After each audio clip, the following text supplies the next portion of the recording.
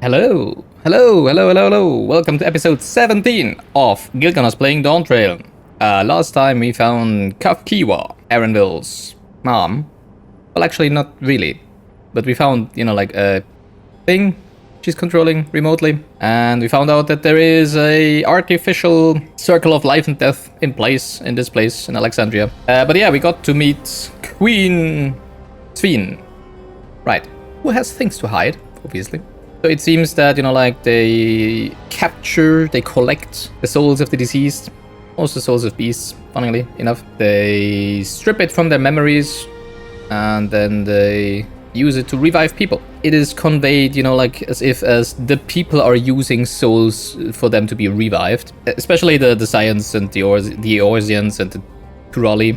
They see it as a use of the souls of the deceased as a resource, which they think is so super wrong. For me, it's it kind of depends on who you and on what you. I mean, this goes very into metaphysical stuff, right? It's like, what do you think a soul actually is, right? Which of course we don't have any scientific foundation of.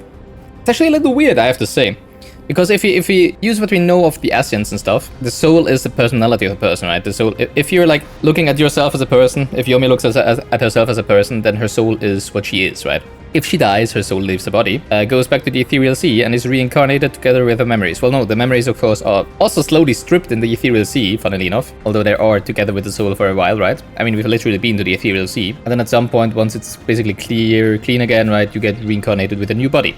So I'm totally fine with what they're doing with the souls, basically, because the human souls, at least. It's kind of interesting that they aren't, because if they die, when they die, they still die. Their soul still goes into this machine or whatever it is instead of the ethereal sea, right? Gets cleaned, and then at some point is being used to inhabit another body again, right? Which probably isn't the same body as before. So it's kind of the same as being reincarnated. You're just being placed in a body with those memories.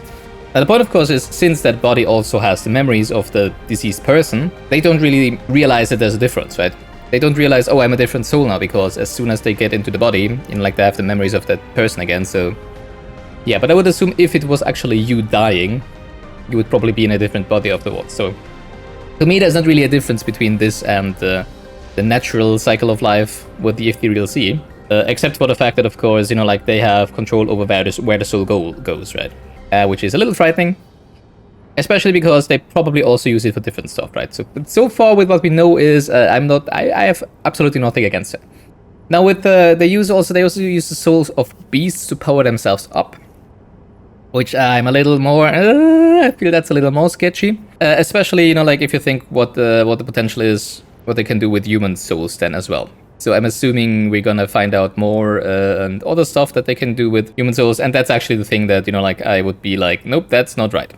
Problem with a technology like that, and why it is so frightening, is they basically transfer souls from one body to another one, right? They can do that. That would be kind of cool, right? If you could just be like, oh yeah, today I want to use my body number 3 to go around. I don't know. The problem is that, as soon as this space of technology exists, there's going to be people who do other stuff with that, and they realize, hey, we can actually use souls for creating energy or something like that. And suddenly, hey, you have this, even if there is regulations in place, and the EU are going to be like, no, that's not ethical, you cannot do that. There's for sure going to be people who do that. And that's the bigger problem of having a technology like that. It's not what people intended it for when it was invented, but it's what people do with it after it was invented, right?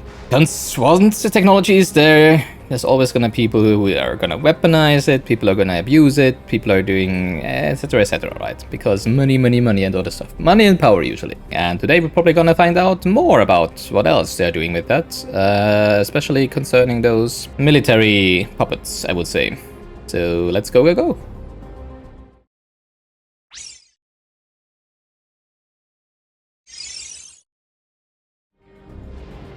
Sveen looks to be of an age with Alice and Wuklamat, but now I wonder if these regulators have anything to do with that. Well, yeah, I mean, they literally can just transfer their mind into a new body, right? So he's probably very old. Regulators give Soralja a frightful advantage, and that's just one of the devices he's gotten his hands on. If we're to have a chance of defeating him, we have to learn all we can about the technology he has at his disposal. I understand this is part of their culture, but it is no less disconcerting.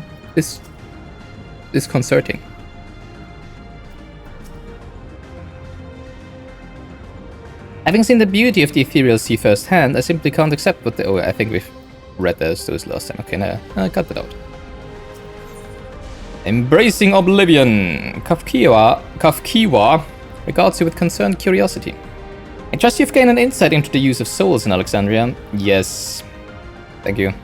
It's shocking, I know. I was overwhelmed myself at first. I expect you need some time to digest it all. No, I digested it thoroughly already. But for now, let's head back to the Earth and Sky. At this rate, there's something I want to discuss with everyone. Let's take a moment before we head into the tunnel.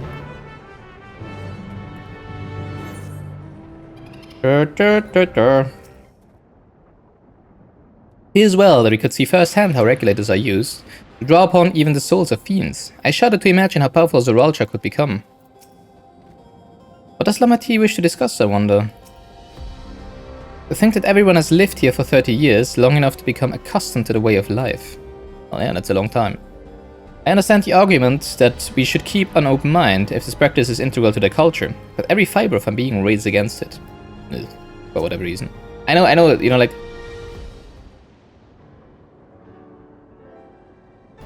Like, I don't know how other people feel, right, about this, how other people feel. I'm more of a pragmatic, not very shocked about stuff like that guy, I would say. I don't really know how other Western people think about it, but I do know that, you know, like in Eastern culture, like the unity of body and soul is something deeply rooted in the culture, right? And it is a Japanese game, right? So Alize's reaction is probably, you know, like what they are going for, assuming the player's reaction is. I'm sorry for delaying us, but I have some thoughts I need to share. In both technology and values, it's plain there's a wide gulf between Tuliolal and Alexandria. Yet still, all the people living here in whatever the name was, easily adapted to the life here in only 30 years. Then again, that might also be part because of the regulators, right? And we don't actually know if they, you know, like, had their regulators put on willingly or not, even though it seems as if they weren't. As if they were put on willingly, because, you know, like, part of Oblivion doesn't wear them, right? Since Kafkiwa is their leader, there's probably also other people there from the original populace of this place, right? And while Zoralcha knows everything about us, we know hardly anything about what he's become. Indeed, we haven't even seen what lies within that enormous tower, Everkeep. So here I'd like to make a proposal.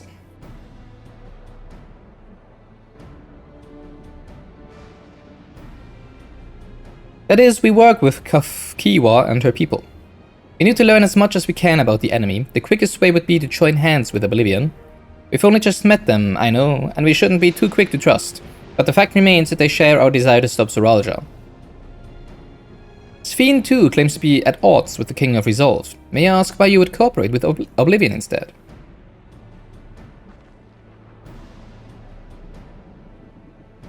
It's simple, really. The leader is Erenvil's mother. Meanwhile, whatever Sphene may feel, she's a ruler of this nation. There's a greater risk in working with her and less reason to take her at her word. Well, not really, because, you know, like, we're probably working with an underground organization, right? Even though it doesn't seem like they really hunted or anything, maybe by Zoralcha, but for sure not by Sphene. So that would also make us, you know, like, enemies of the regime, I guess. Then again, that's what we are anyways, right? So I guess it doesn't really matter. I would work with them both. A fair point, and knowing Zoralcha, we must assume that his arrangement with Sphene was not made without consideration. Yeah, exactly, that's the main point about why I'm not crossing her, right?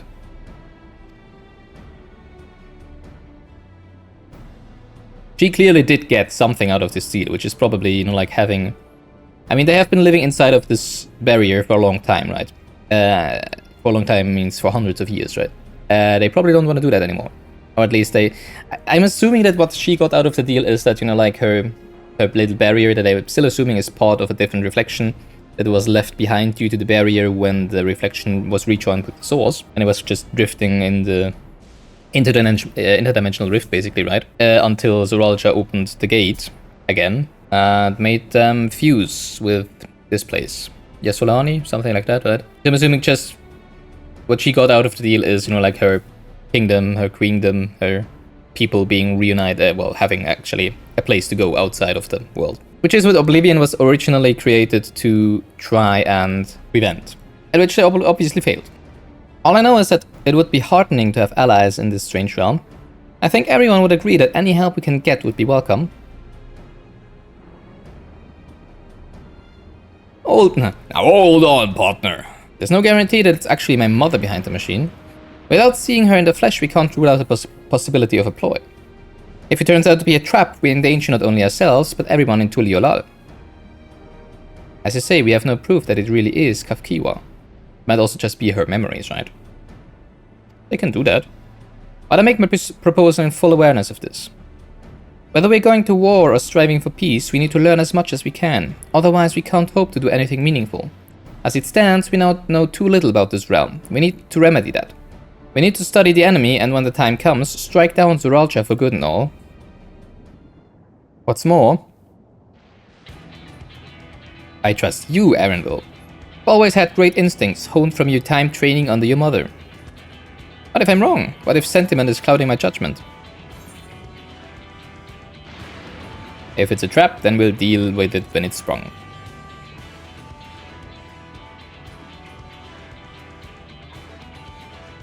That's always the way of it with you. Yeah, he knows me already. Fine, if you're set on this, then I'll say no more. I think we should cooperate with both. I mean, so far I haven't seen, like any reason to assume that this group of people would be, like...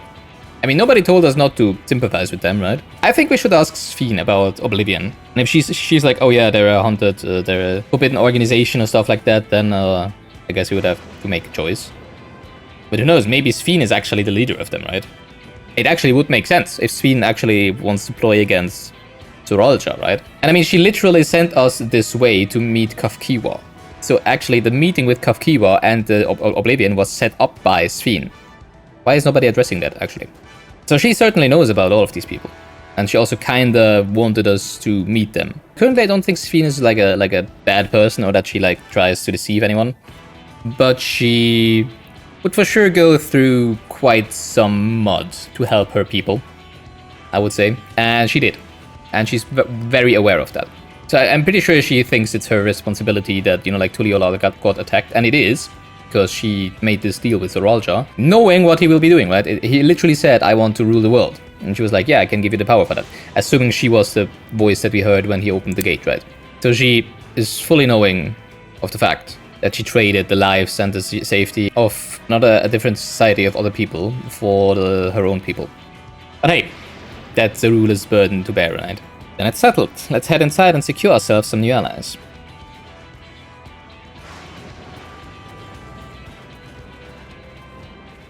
If this was a single-player RPG, we would probably have a choice here, to like side with the Oblivion or side with Sphene.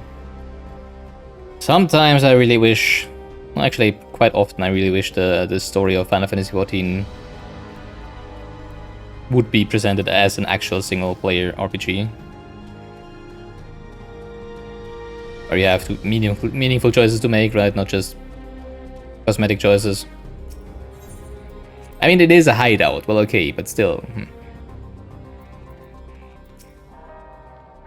I agree with Bouclamotte. It's a gamble regardless of whether or not we choose to work with people here, and more knowledge is better than less. While I'm all for dealing with Zuralcha, we need to consider how our actions may affect ordinary Alexandrians. They're not the enemy, after all.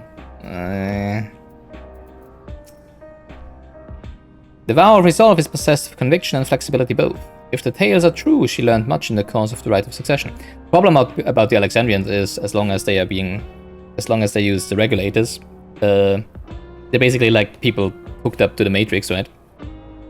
They can just have Agent Smith take over whoever's body they need and have us hunted. So while the people themselves probably aren't, our enemy, they might turn into enemies at a moment's notice, at all time. I wonder how much they were inspired by Matrix, actually, with this storyline here.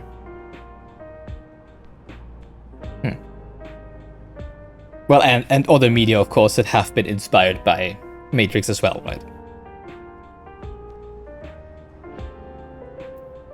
With resources at their disposal, I'm hopeful that Kafkiwa and their people will make great allies. the resource at their disposal doesn't seem to be too much, to be honest. I'm unaccustomed to seeing her make decisions like a ruler. Better that than her former vacillating self, though. Geode. Geodude. You understand how regulators work now, I trust? It's one of those things that's best seen in action. No, I actually still don't really do, because, you know, like, to actually know how it would be for my own soul, and for me, I would have to use one. Which I'm not gonna do, because I for sure don't want my soul to be, you know, like, in that stupid machine. Well, not stupid machine, but in that machine. Which is also what I don't like, you know, like the reason why I do think they're doing other stuff with their souls as well, is because there's still gonna be children being born the natural way, right? Which means they still get souls from wherever. I'm assuming, actually, that might not even be true. Maybe that's one of the reasons why they had to come here. Because, of course, there's no ethereal sea in the interdimensional rift, right? So it might actually be that they were unable to give birth to children. Living children, because there was no new soul juice to be had. That could actually be, because that would arise a necessity for this technology to be invented, right? Because they then could just transfer the souls of the deceased back into new bodies. That makes a lot of sense. And of course, then Fiend's motivation for her to, you know, like, go to desperate means as this, to actually reunite her realm with one of the reflections / the source, is to also get it back into one of these cycles, ethereal cycles of life and death, right? So that they don't have to do that anymore. I think I might be onto something here. Yeah, because what I'm now thinking about is when they attacked Tuliolal, we saw one of the soldiers literally sucking out the soul. Well, what I'm assuming is the soul. Although it was two things, right? It was a blue thing and a red thing. Or one of them is probably the memories. I see. So it's probably the soul and the memories of that person. And they didn't ask that person because they just killed them, right? What I'm questioning myself right now is why did they do that? Because I was assuming, you know, like, with children being born and therefore having an abundance of souls anyways, why would they need more soul juice, right? But if that isn't the case, it would kind of make sense that they still go suck out the souls of their victims. To use them in their soul machinery. Which then again still doesn't make a whole lot of sense. Well, it kind of depends. Because, you know, if the souls never die, they always have the same amount of people at least, right? Or, well, at the maximum, actually. So if some other, they should always have, you know, like, some souls stored in their machineries, right? Which they do. For people when they die, or when new... I wonder how they create new bodies, if they're actually born the natural way and just don't have a soul in them. Or if they if they use cloning technology or something like that. Or if they don't do that at all. So I think they wouldn't need more souls just to keep the same number of citizens, right? What they would need more souls for is if they had to increase the population of their cities, which I don't think they should, because they have been living in a, you know, like, in a fixed size barrier bubble for all time, right? Well, not for all time, but for a long time. You don't really want, it's like with a strategy game, right? You don't really want your population to increase if you don't have if you can't gather more resources to actually sustain those people, right? So what I'm still thinking of is that they also use the souls to power the soldiers, right? Because we still don't know what they're powered by. It might be electrope, but they're not hooked to any. I mean, they might have batteries in themselves, right? But I'm really thinking, you know, like, that would make sense, right? They would steal, collect, gather, whatever, the souls of the defeated enemies to make more soldiers themselves. That's exactly something Soralja would do, right? So I'm assuming that's what they need the souls for. And I'm assuming that's gonna be the thing that we're really not gonna be okay with. Not even us, but also Sphene, probably. Okay, that's my current working theory. Oh, hello again. Nostalgia, nice. The wildlife can be very dangerous out there. You need to take care if you don't wear a regulator. It's kind of funny how they're all so scared without their regulators, right? It's as if they would be super weak, actually. Well, they probably are, because they're just used to fighting using regulators, right? As we just saw with that one hunter last time.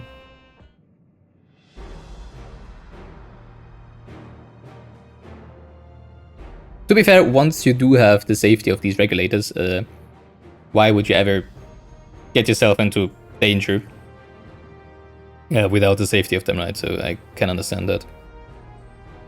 Kafkiwa, there's something I need to tell you and your people.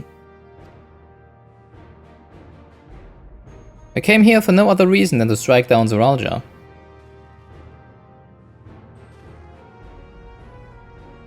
I thought he was your brother. Yeah, well, that's exactly why we have to do that. Do you really mean to kill your own kin? Well, he killed his own kin. He killed his own dad, and that wasn't even his stepdad. It was his actual dad, right? She's just his stepsister. My kin invaded our nation and murdered our people. As a vow of resolve, it was to me to bring him to account. Why doesn't she mention her father? I am prepared to do what I must, and I won't hesitate when the time comes. Like us, you and yours oppose Zoralja. In light of this, I propose that we work together to stop him once and for all. Oh! I realize that this is sudden, that it's a gamble to trust someone you've only just met. But I would trust in the conviction of anyone who shares my goal, so fight with me, I beg you. We don't even know what they're exactly doing. I mean, it's not like they have said like what their plans are and how they are trying to achieve those. As to say, our goals align, and I don't doubt your resolve in the least. If you hadn't proposed working together, I would have done so instead. Truth be told, it's been tough going at it alone. While we've gathered ample intelligence, we don't have the strength to take decisive action. Besides, how could we not trust you? With my fluffy bun-bun. What was the name? My fussy little bun-bun. My only son is with you. My fussy little bun-bun. He's all the reason I need.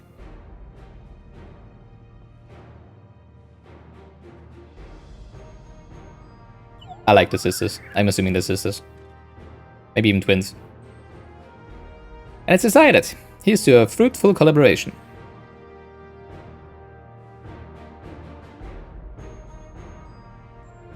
We botched him exploding the fortress. We came in and then the queen is there and is like, hi, wanna learn about how we're farming? Yes, okay, give us a second. We're just gonna join the underground organization over there and kill your leader.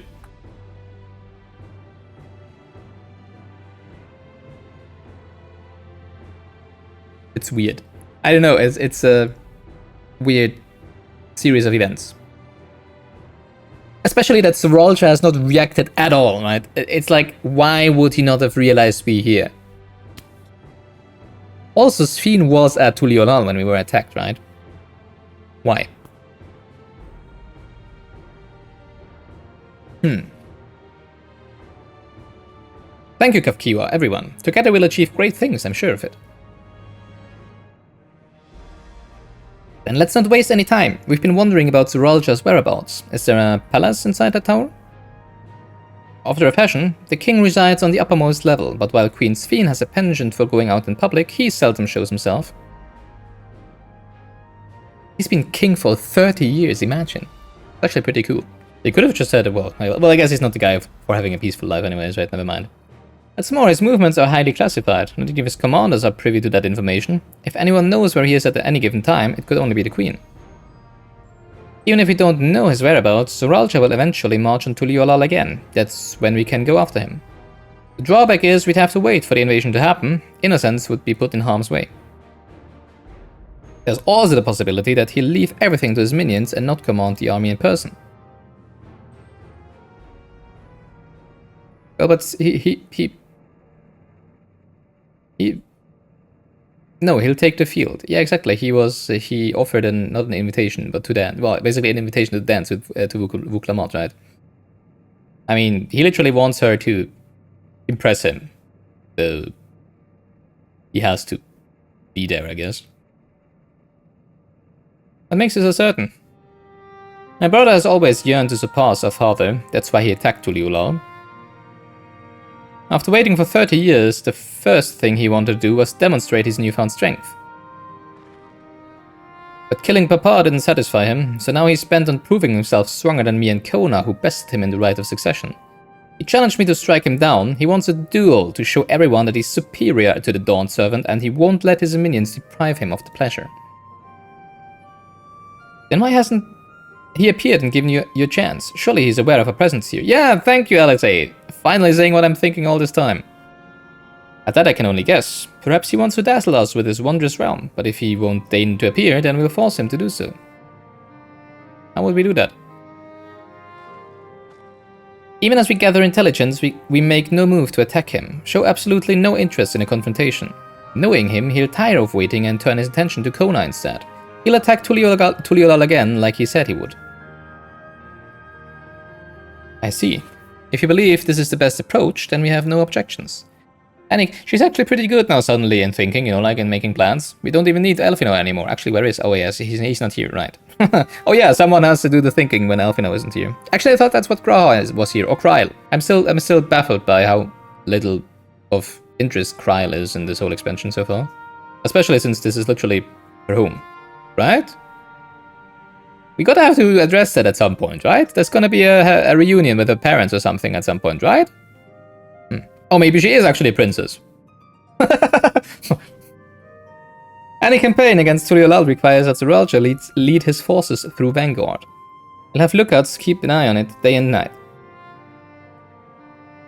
Such a strategy is certainly viable. If we are proceeding with it, though, we should warn those outside. How did the ships get outside if everything needs to go through Vanguard? They certainly don't fit through those tunnels, right? Indeed, they'll need time to prepare their defenses. I should be glad to coordinate our efforts. I'm already in regular contact with Y'shtola and will make sure to keep our comrades apprised of developments. You can leave Vanguard to us. We'll send word at the first sign of movement. It seems we have a plan. While we wait for Zoralja to move, you'd do well to prepare for battle, and it begins with familiarizing yourself with the technology that empowers him. Why are we waiting for him to move?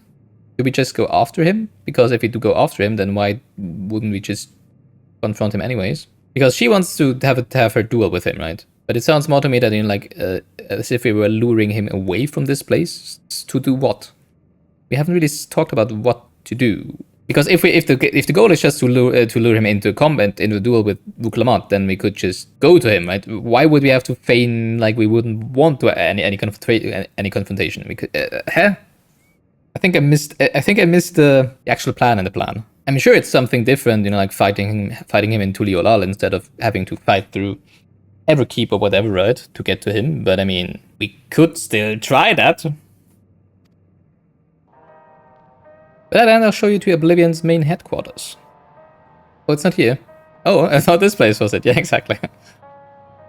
You'll be impressed to know that we're located right inside the tower, in the residential district of Solution 9.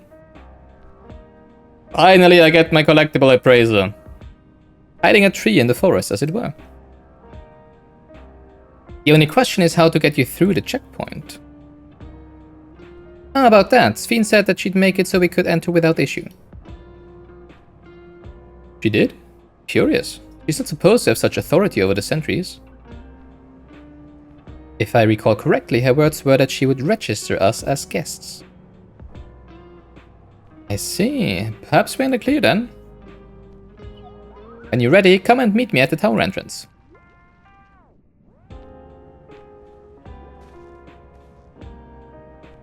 Before you head out, give us a moment to introduce ourselves properly, eh? I'm Geodude.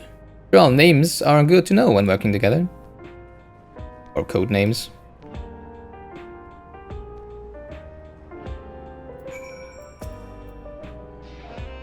If Kafkiwa trusts you, then so do we. Nice to meet you. Between making new friends and entering the tower, I can't help but feel a little excited. Is it just me, or are Erenville and Kafkiwa complete opposites in personality? Happens. It's eerie hearing my mother's voice come from that peculiar machine. If this isn't their main headquarters, I can't imagine what the actual place is like. The intelligence that Kafkiwa and the people possess would be useful, very useful to our efforts. While Oblivion has operatives all over, we're the main crew here. I'm Geo, the leader of this hideout. And the dependable young twins behind me are Nostalgia and Wayakwe. Why have they such super different names? Like she has like a stripper name and the other one is just like a normal name. I'm Nostalgia, it's a pleasure to meet you. My sister and I were born and raised inside the barrier. Except of course if it's not Nostalgia, but Nostalgia. We've been with Oblivion for 3 years, and our main duties are surveillance and provisioning. Lindsay, that explains the resemblance. Wayakwe is a Tunawartan name, unless I'm mistaken. That's right, our mother is Tuliolan and her father is Alexandrian. They wanted to honor both cultures. Okay, that makes sense. They have beautiful names. Thank you. Though I have no memories of my mother, I like to think I carry a part of her with me. So what made you decide to join Oblivion?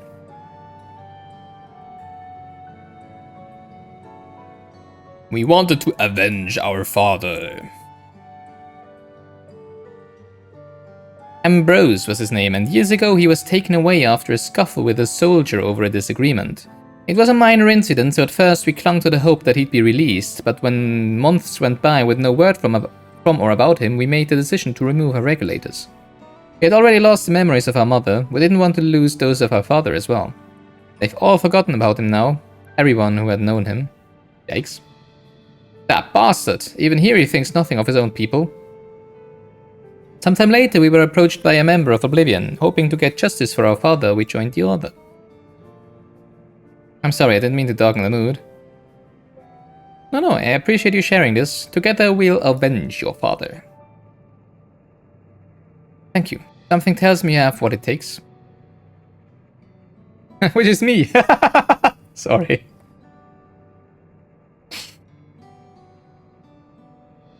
I mean, we know that's how it's gonna turn out, right? We are the main protagonist of this game, so there's no way around it. You introduce yourself too. Go on. It's pretty much the same story for me. And while mine is a Tunawartan name, I'm probably butchering that already again. I haven't the faintest how things are outside the barrier. It's my dream to go and see it with my own eyes, our mother's homeland. Once peace is restored, you must come and visit. The wilds are beautiful, the food delicious, and everyone's so nice. You'll love it. And that's us here. You'll meet others in the back room. That's our headquarters. Some of them are a little eccentric, but they have good hearts, all. Ah, Alaneshpia. Alaneshpia. That was what she called him, right? One last thing. It isn't exactly my place to say this, but thank you for seeking out Kafkiwa. She talks about you so much, it's clear how important you are to her. It's only been 3 years since he's seen her, but it's like been 30 years since she saw him, right? That's all. Be good to your mother while you still can, eh? Well, we'll let you go now. Feel free to use this hideout as you like. Cake. So long. It's been so long since I've had a piece of cake, actually.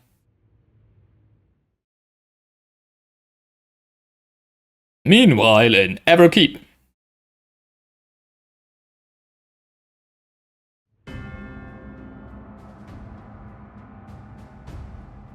Hey, look, it's a YouTube data center.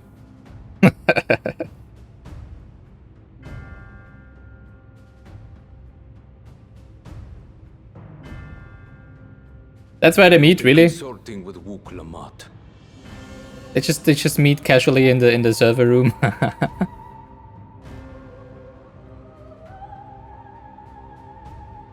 No matter. I do not know what you are scheming, but when your realm lay on the brink, you were powerless. You had no choice but to turn to me. Which I'm still not exactly sure why. Except for the fact that I'm not even sure how, what does his appearance actually have to do with them being able to use with Ural? Now that I think about it, what has he even to do with that? Huh. Whatever sentiment you may feel for her, it is my power you require. Is it not? What power do you have? I wonder. Perhaps. And yet, knowing the love that Wuglamart bears for her people, how she regards them all as kin, I cannot help but wish to spare her the same pain I have suffered. What's more, her friends possess new knowledge. Were we to work together, we might find another path.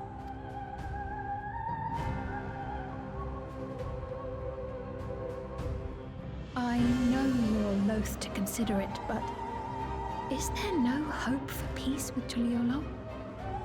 Ah, weakling. He wants war, not peace. What we've already done may be unforgivable, but it needn't continue. You needn't kill your brother and sister. Stepbrother and stepsister. I slew my only flesh and blood.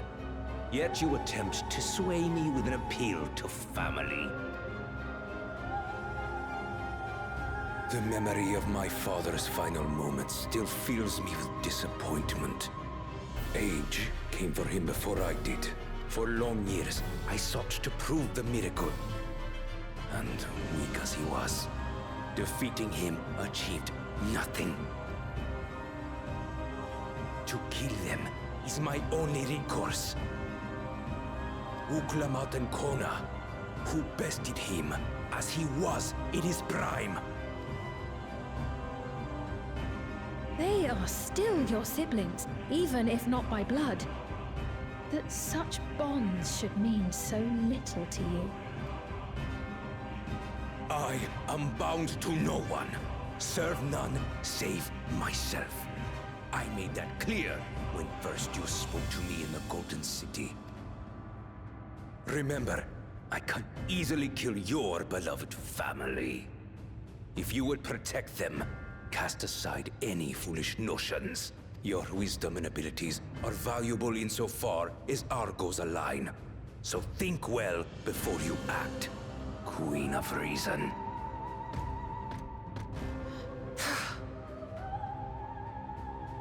Uklamat, if you are father's worthy successor, then you will find your way to me.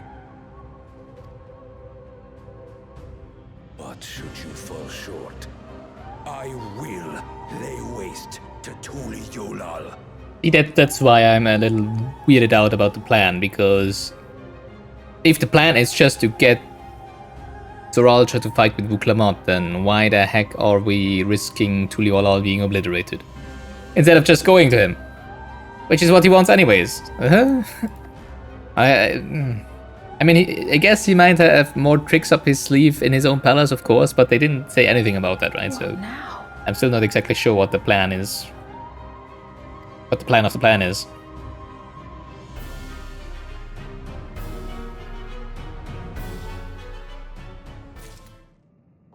I might have just missed it, though, of course. Solution 9! Finally. Uklamat is eager to head to Everkeep. Right, Kafkiwa is waiting. Let's head to the tower.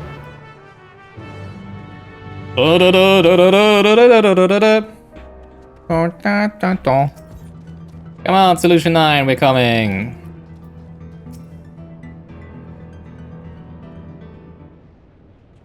I'm still wondering what the last area is then.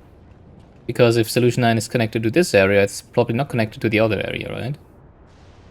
And we still haven't, like, seen the other half of this area. So, Ah, there you are. Queen Sphene has registered you as guests. You should be able to march right in. And if she hasn't, then you'll be shot at and killed.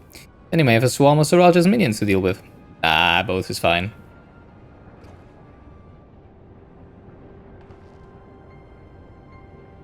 Nothing for it but to see if Sphene has betrayed us, eh?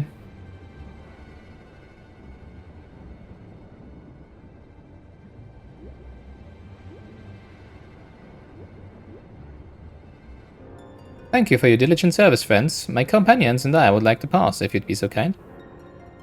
Outrunner Guide unit identified. Registration number verified. 6 accompanying civilians identified. Verifying credentials.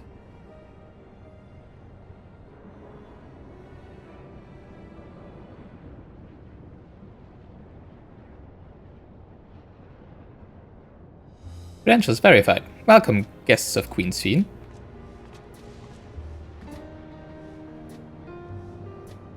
What a relief. Aw, I was looking forward to some fighting. There you have it. It seems the Queen was true to her word. Follow me, everyone. Solution 9 awaits.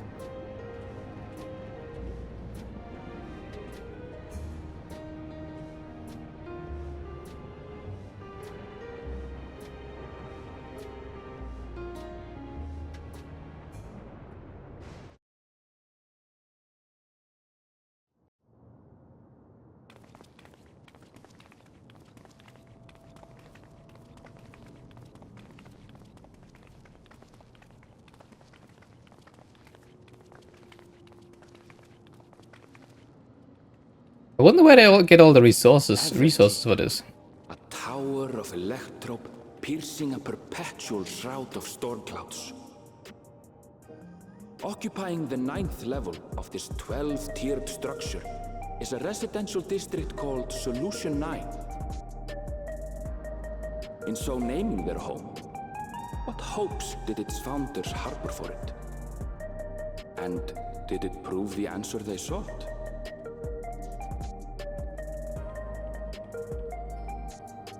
How do they sustain so many people? I mean, they have not been farming at all before they came to Ural, right?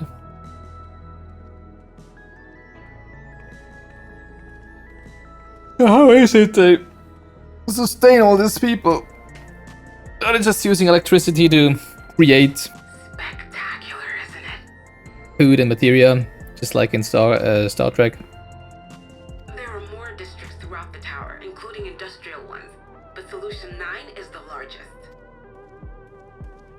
Just being here makes my head spin. Perfectly natural reaction. A city of shimmering electrope, replete with strange technologies that cater to every conceivable need. We never... Oops, sorry. Now, while I go and explain the situation to those in the back room, why not take a moment to explore? Funny how openly she talks about that. I was actually surprised that they just let her in, right? She's like the leader of an underground organization. And you want to know more about Sphene and Zoralja's dominion, do you not?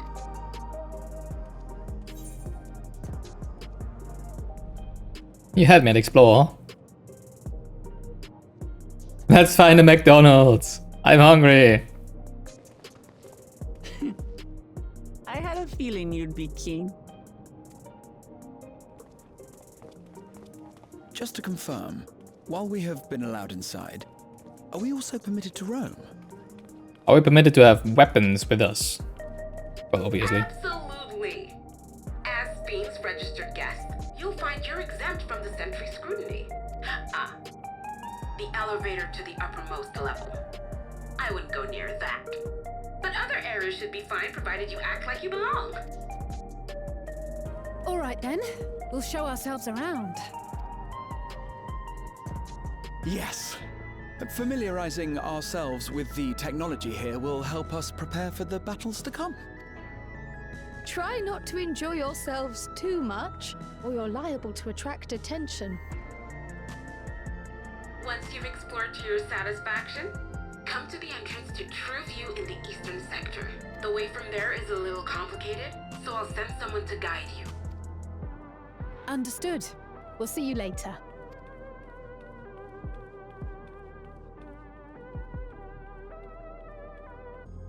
Alright, Solution 9, here we are. Speak with the residents. Perhaps one of them will recognize the earring. No Final Fantasy's 9 music though.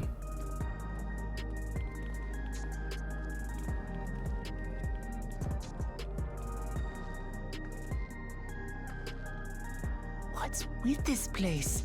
How can this all be the inside of a tower? So, what aren't you telling me? Where are you? That I can't reveal yet. Precautions, you understand. Just know that I'm safe. But come, tell me about your adventurer friend. You seem to have a great deal of faith in her. You must have been through a lot together. Not really, actually. Haven't done too much together. You might say that. For instance, we found the entrance to the Golden City. Wait, what? You did? Mm-hmm. Helenisphere, why didn't you mention this sooner?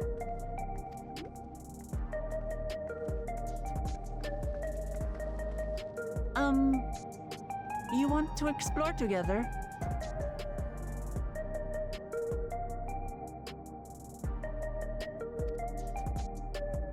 It's not that I'm scared or anything. Everything is just so different from home is all. Because we didn't have enough Wuklamat in this Wuklamat expansion already, right?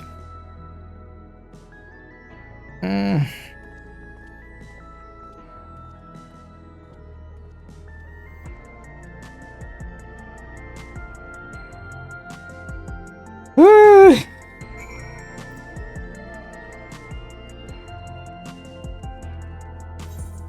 I'm just gonna leave her there.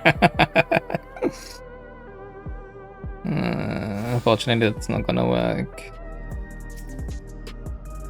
Owl is inside the tower. I see it, but I still can't believe it. Now I say we proceed straight ahead. If we feel like we're getting lost, we can always turn around and go back the way we came.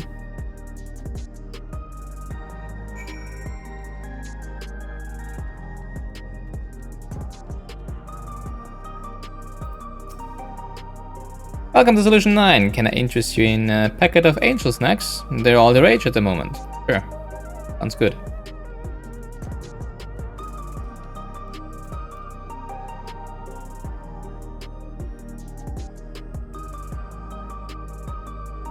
Where are they coming from, though?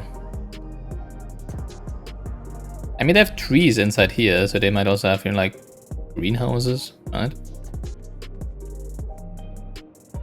I guess they don't sell angel snacks here. Well, just go around the corner.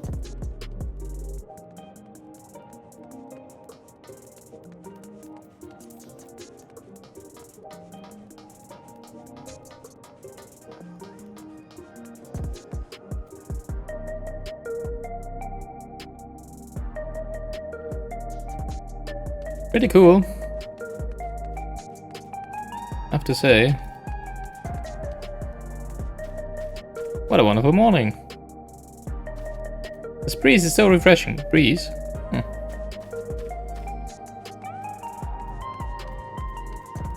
What city is residential radius 911. Good name.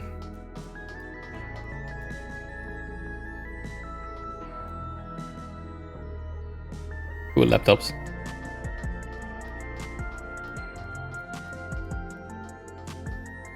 Things have gotten a little fraught at work lately. Managing the expectations of a whole team can be tricky indeed. Wow, corporate life.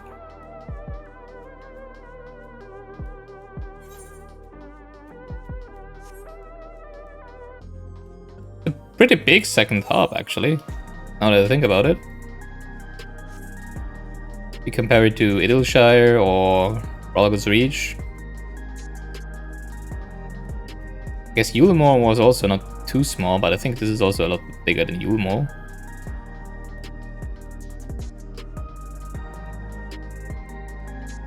I feel like this house alone is bigger than Yulemore.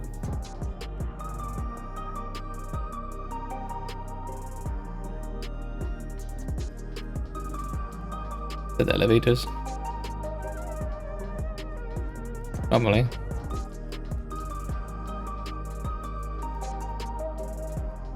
Yeah, I mean, fancy.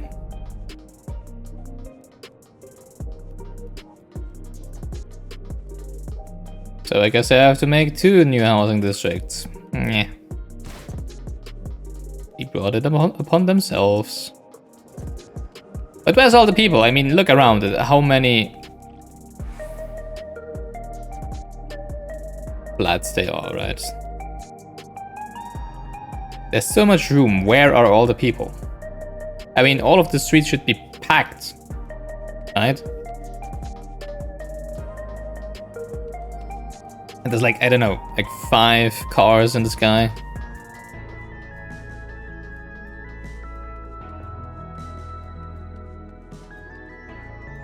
Oh, man. All the residential radii are laid out like this, with gardens right outside the entrance. I love coming here to relax. Technology is great, but we'll always need trees and plants, you know? I like those trees and plants. I like that place. I'd like to live in a place like that. I guess.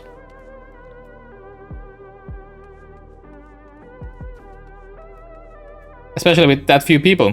Watching the world go by, coffee in hand, what could be better? I'd like coffee. But I've not been drinking any caffeine for the last 4 weeks now. Because I always get headaches. Did get headaches. Well, I still get headaches, so I'm still not sure if it's if it was the caffeine or not.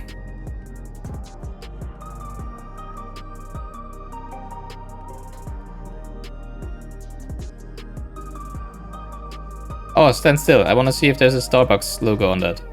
Nope, it's just black.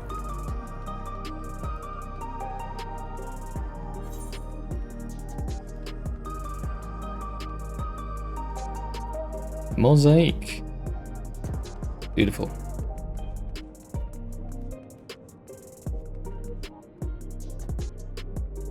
But where did they get this all from? Welcome to Mosaic, a place for folks from all walks of life to mingle and mesh like the patterned stones of a... Well, you get the picture. If you like coffee, I recommend our original blend.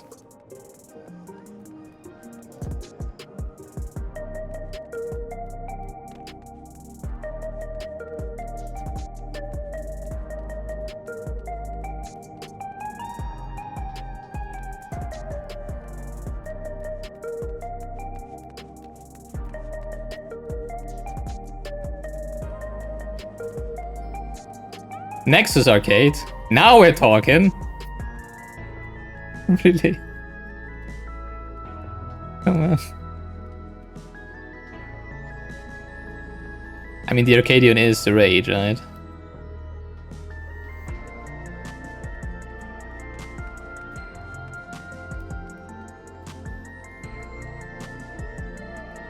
Air Wheeler Dealer. 7.5 million gil. Sure.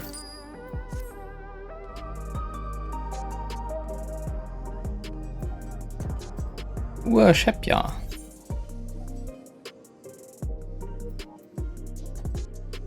What's those?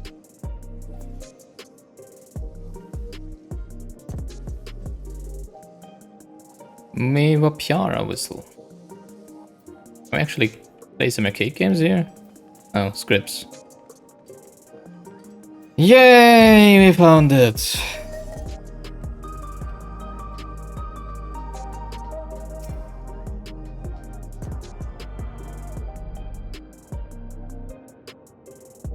Why is that etherite suspended in midair? You know, like, what if you don't appear at...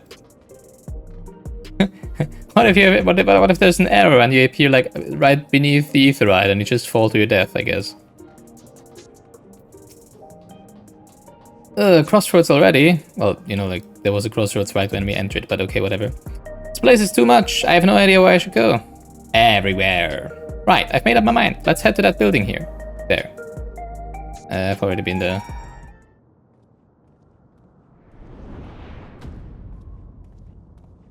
It's a rather small one.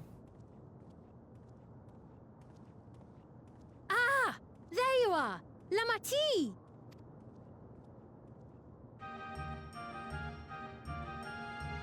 And suddenly there's Final Fantasy IX music again. I was worried you might have had trouble at the checkpoint. I guess it's the Queen's theme. But I see everything went according to plan. Well, that's thanks to you.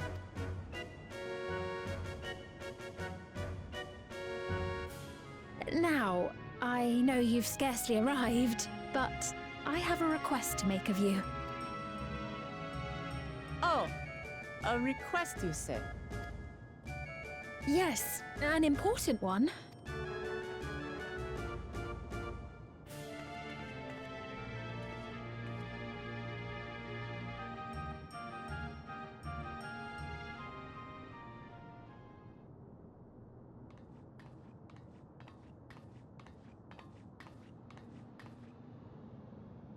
I'll say it plain. I want you to make peace with Zeralja. No, we're gonna kill him. What? I thought you said you weren't on his side. We have come no closer to seeing eye to eye, nor do I condone his methods. Be that as it may, I don't want you to fight him. I don't want you to regret a decision made in anger and haste. Not anger and haste. He literally deserves it. No, we're gonna kill him. Unequipped with regulators as you are, the risk is too great. Stop the bullshit with your stupid regulators, man. I appreciate your concern, but you ask the impossible. Thank you. Please, please stay on that course. Zoralja murdered our father. His minions slaughtered our countrymen. He will never renounce his war. As vow of resolve, it falls to me to stop him.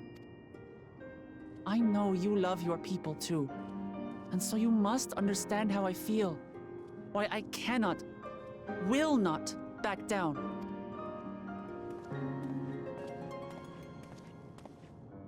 I do understand. All too well.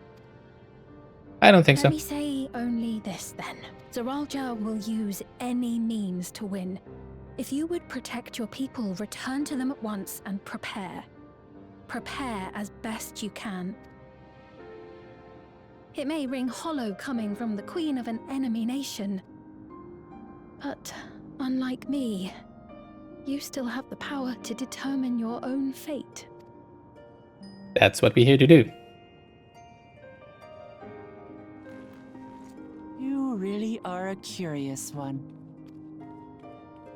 Look, you needn't worry for us.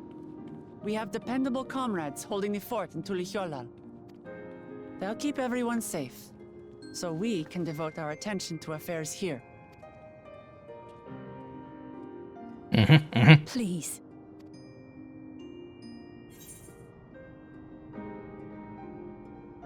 I won't yield in this either.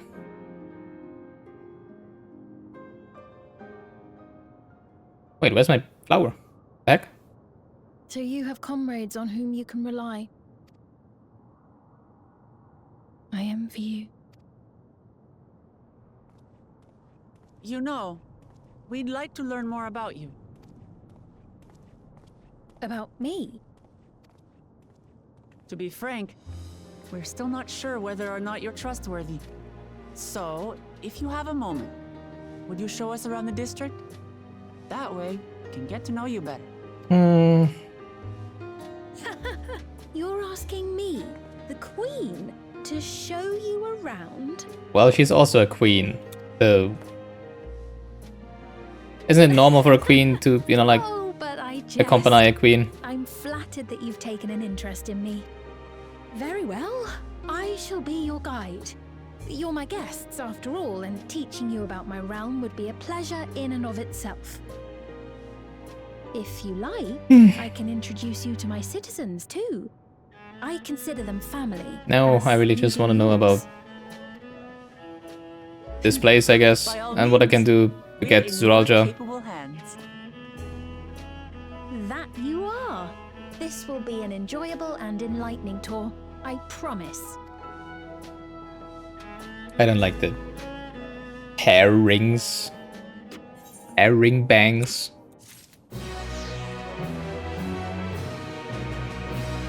I know, they look weird.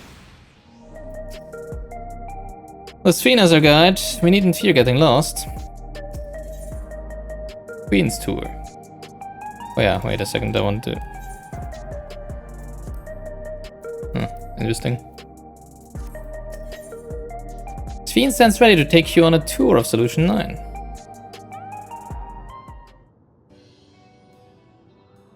Let's begin then, shall we? I must say I'm really grateful. This place is so vast and confusing. I didn't even know where to begin.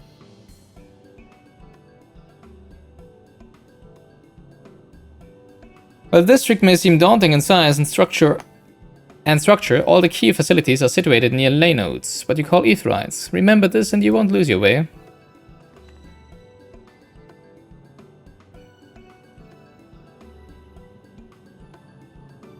Now then, seeing as it is right here, I will show you the Nexus Arcade first. Please follow me. I've been there already, but okay. Should have seen it coming, I guess.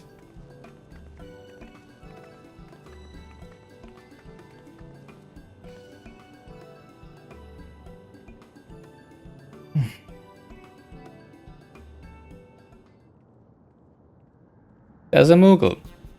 Why is there a Moogle?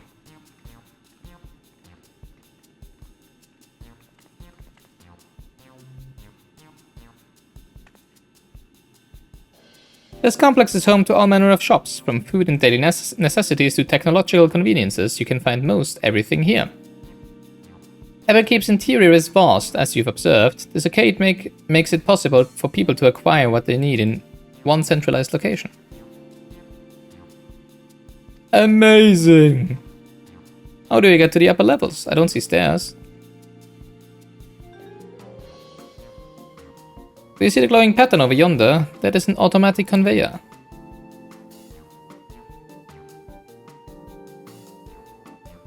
Such contraptions are found throughout Everkeep, allowing us to swiftly move between faraway places. They will spare us some walking. Are they also made from the strange metal? Like, what's it? Yes, the conveyors are powered by electrope. As a matter of fact, the ore is integrated into just about everything in Everkeep, even the floors and the walls.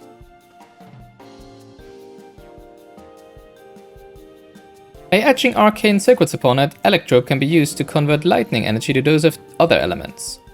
In so doing, we can achieve various effects. For instance, a conversion to wind produces flotation, which is required for the propulsion of our flying vehicles. In conversion to fire, meanwhile, produces light and heat, and it's employed in devices such as street lamps and heaters. There are even self-heating cups that keep your drink warm. Oh, that's cool. See, that's what I would expect from a magical / technologically advanced civilization. So why isn't Eorzea at this point? Can you make a drink cold if you convert it to ice instead? You certainly can. Our vending machines do just that. What's more, multiple energies can also be combined to produce some clever effects. For instance, by manipulating the air with wind while projecting light with lightning, it is possible to alter one's appearance. It's almost scary what you can do with electrope. If such a wondrous material existed in our world, I imagine everyone would be fighting over it. And that's what they did.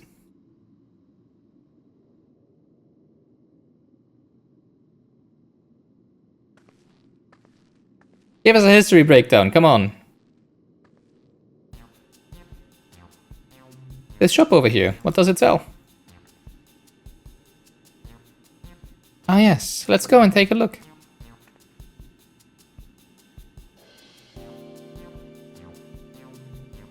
I dare say you will find it interesting. I've already been there. Was it, yeah, that's a script and the collectible appraisers.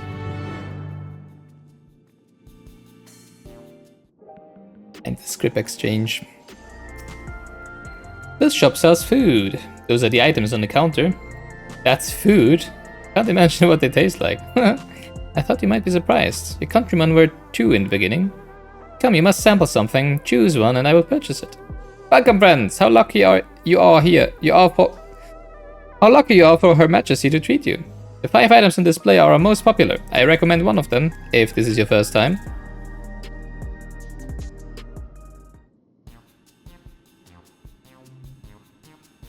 Oh god. It's astronaut food. I like an item that interests you. Black and yellow tin. This here is cultivated steak. It's not quite the same as the real thing they produce in the outskirts, but it's a sight more affordable. This particular product is known as Gold Label, and it's delicious. It's a delicious hybrid of beef and chicken grown at the plant on the 4th level. At the plant on the 4th level. Ah. Questions are being answered. Ah yes, the salad paste. This is designed for those who are concerned about the figure. With its blend of 9 varieties of vegetables, it'll help your efforts to slim down. Fashioned models swear by it, and youths can't get enough of the stuff either.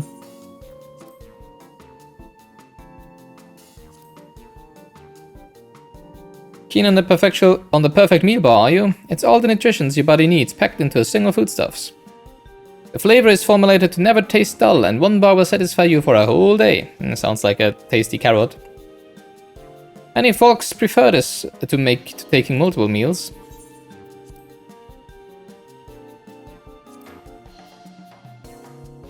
Ah, the revivifying tonic. Yeah, I take it you're thirsty. The flavor is a sublime blend of sweet and salty, and it stays fresh for over 10 years thanks to the special container. Okay.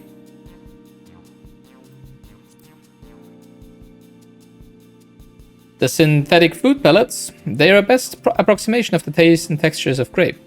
I've never tried the real fruit, so I can't say how faithful they are, but there's no denying their popularity. Let's take this one, I wanna see. I have tasted grapes.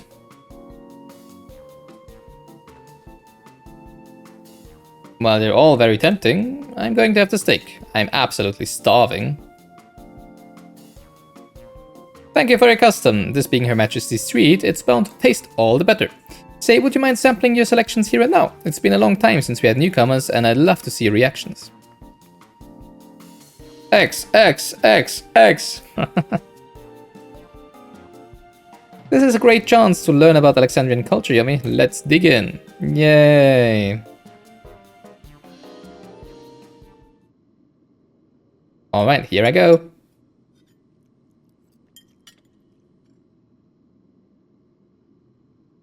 Following Wukalamat's lead, you sample your selection. Amazing! I've never had any meat like this before. It's tender like chicken, but flavorsome like Ronique, and the spices give it just the right amount of kick. I could eat this every day.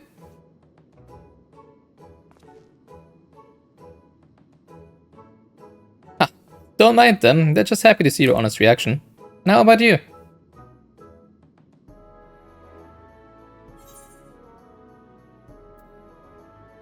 Interesting. I mean, I don't know, I haven't tasted it.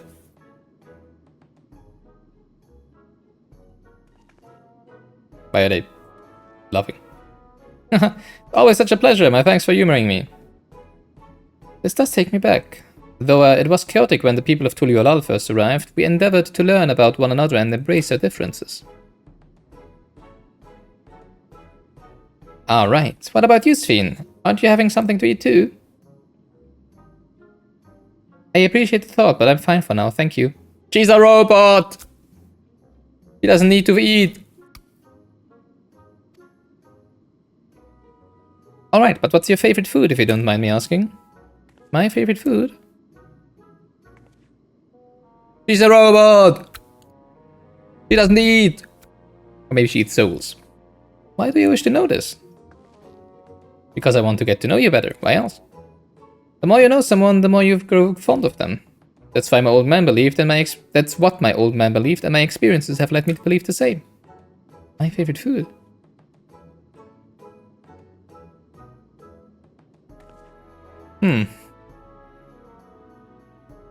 Is it such a difficult question?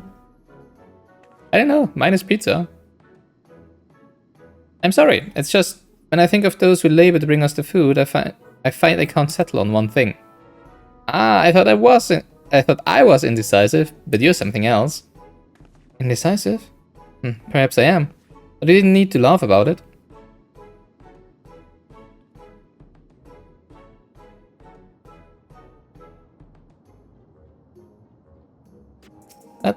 That's a question she may never be able to answer. I don't know about you, but I'm satisfied. Let's keep moving. Very well. Next I was thinking of showing you the residential sector, but it's in pause so I can tend to personal matters. It's a visitation to be precise, and I believe it will be educational for you as well. Would the two of you mind accompanying me? Not at all. Wonderful, let me know when you have seen enough here and we'll make our way. Ready? Then let's head to the residential sector. It lies to the southwest. Dang, I've already been there. As we walk, I would be glad to tell you about any places of interest that we came upon. This is Mosaic, a cafe. Here you can buy drinks to enjoy while you relax. I see, in Tuliolal there's a similar establishment called Shebalyav Tie. That's seashell in the local tongue. Is there a story behind the name Mosaic? There is. In our continent the races are named for stones. There's the Hyune, who resembles some Tonwata, the tall and graceful Eldite, and the diminutive and affable Milala. Me little Lala. When they all gather here, they appear a mosaic of colors. Thus did the founder choose to name the cafe. Ah, that's fine. If they served tacos here, it'd be perfect. Tacos? A traditional Turali dish, and one of my favorite foods. You must try it one day. Oh yes, yes, definitely. We'll make it happen once we've restored peace to Tuliolal. Right, let's continue on. And here we are. These buildings are where our citizens live. They're massive. Each one is bigger than the palace. They have to be, for just about all Alexandrians have apartments here. Lest you wonder, I am here to visit some people. Their apartments in the building on the left. They're at residential radius 914. Residential radius? That's right, come, the door opens automatically. There's probably more people here in Alexandria than there is in the rest of Etheris, right?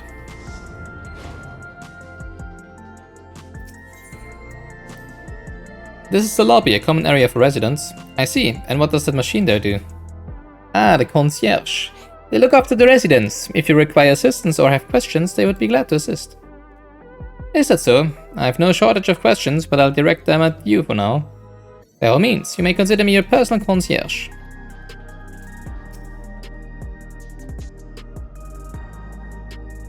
Current location, residential radius 914, section 02. Visitors must be equipped with a regulator or present a valid visitor permit. Wait, so they are forced to use the regulators? I just realized. Because where do people live that have no regulators then? This is the place. A mother and son live here.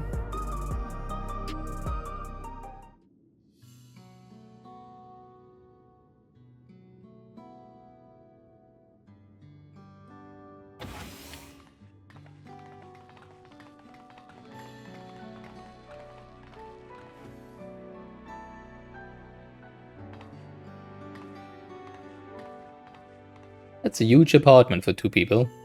That's a freaking huge apartment for 2 people. Hello, Isadora.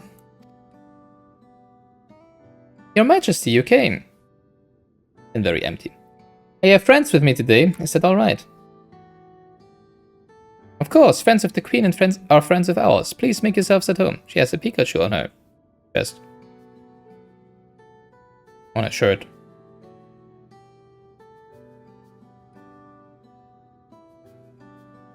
How has Milos been? There's been no change, but the symptoms are thankfully mild today.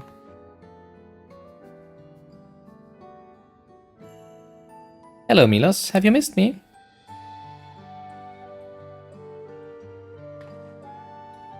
My son was born with Levin's sickness, a severe etheric imbalance towards lightning.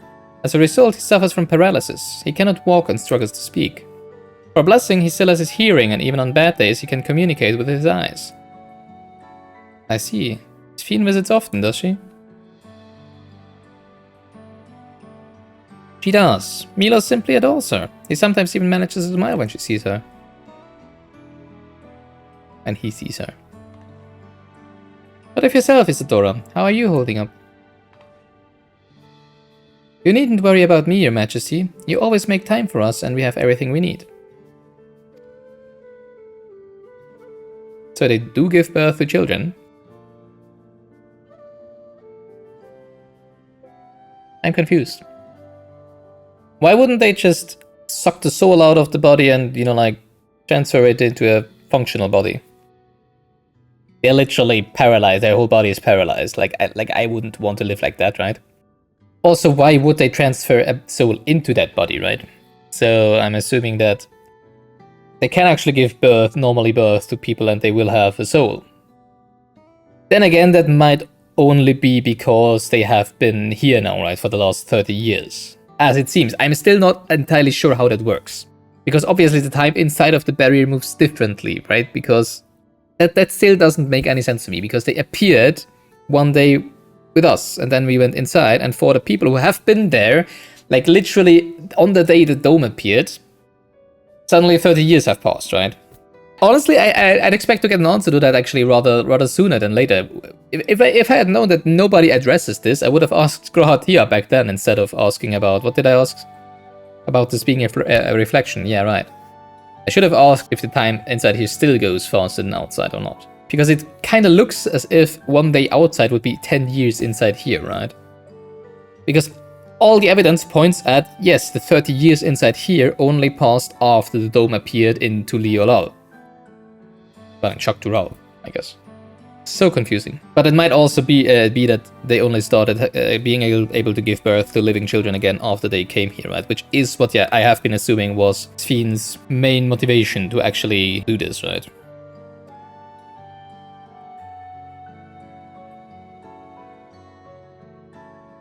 There is nothing you can do for him. Perhaps a treatment with souls, or...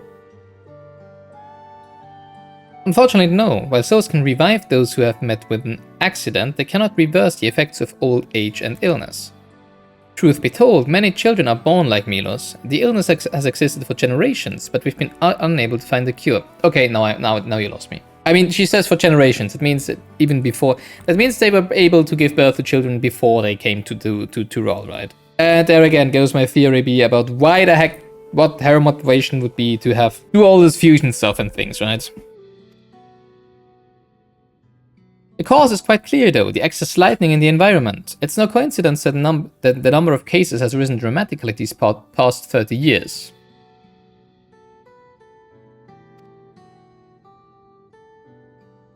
Wait, so how was it before then? What did he do before those 30 years then? I have so many questions. It's all my fault. What was that? I'm sorry, Isadora, but I must be going. I promise to make it a proper visit next time with treats to share. There's no need to apologize, Your Majesty. If it weren't for you, Milos and I wouldn't still be here. I still don't understand why they don't just suck out his soul and put them into another body. Or just have it, like, be a soul cell. I mean, if they think that would be a bad thing, then why do they do it? Anyways, right? And people die. And also for their enemies and stuff. It's like...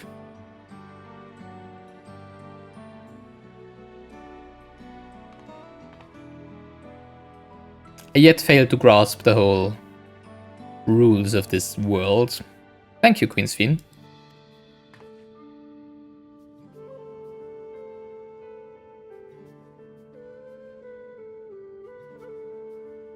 It's my pleasure, Milos. I'll be back soon, so be a good boy. For your mother and for me. Be a good boy, yeah, because he can do so much else than being a good boy. Right.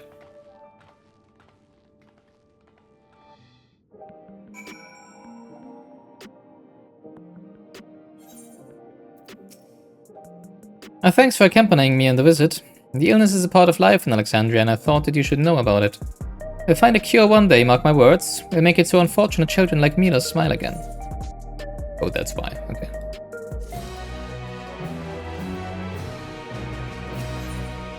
Our people have family. Level 98. Having recomposed ourselves, Fiend is ready to continue the tour. Well, let's continue the tour, shall we? Look, you obviously have duties to attend to, citizens to look after. We can stop here if you like. No, I do this because I want to, so please do not worry. Next, I'll show you one of the district's most vital facilities, a place called Resolution. To reach it, we'll need to go by way of Lano 9, where the Etherate is situated. Okay. Don't tell me we need to use that now. The conveyor ahead will transport you to the government sector, where Resolution is located. The markings on the conveyor indicate its direction, and there is a pair just like it on the other side. Is it safe? Extremely, there's no need to be afraid. Who said I was afraid? Come on, Yumi.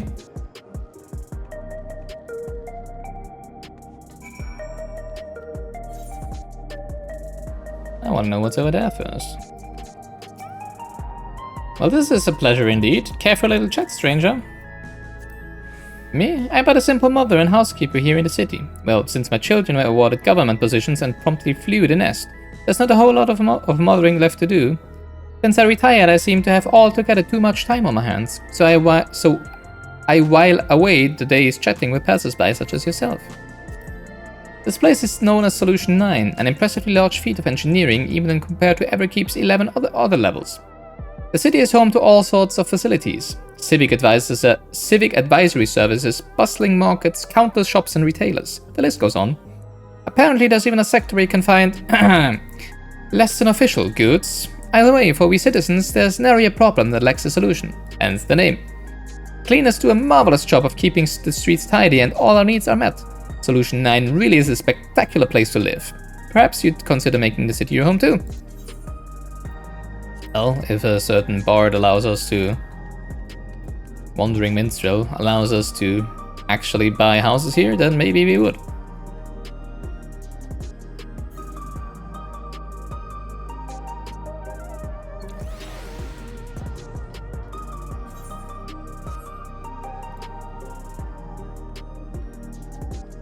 It's a garage.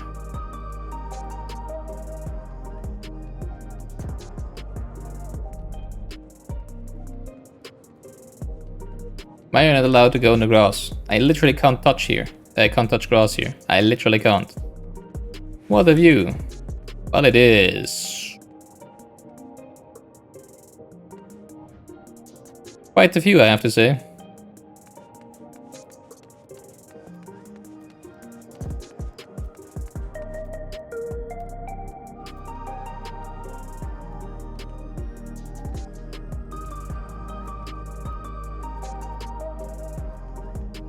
Is the Arcadian just gonna be like an arena?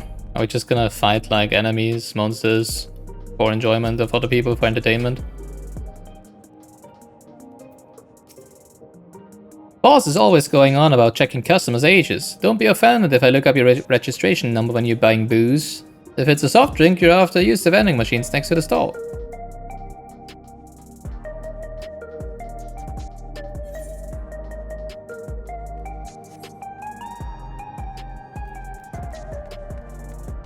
Ah, that is the Arcadian, right? The graphics cards. Interesting.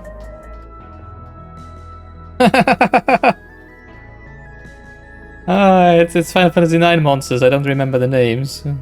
But it's the evil ones that shower you with meteors and stuff, and the good one that you can befriend, right? Neonstein. Is that a bar? It is a bar. I'm more of a club, I guess. This area is off limits. If you're after a drink, talk to Melancholy over at the bar. Not a stripper name.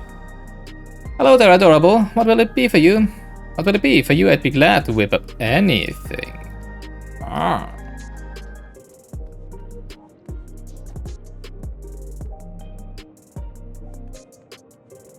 Arcadian ever gonna reopen? Not with the war going on, that's for sure. I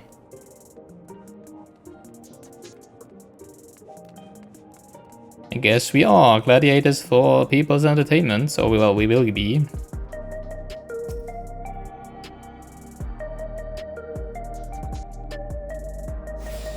Place is huge compared to other secondary hubs, right?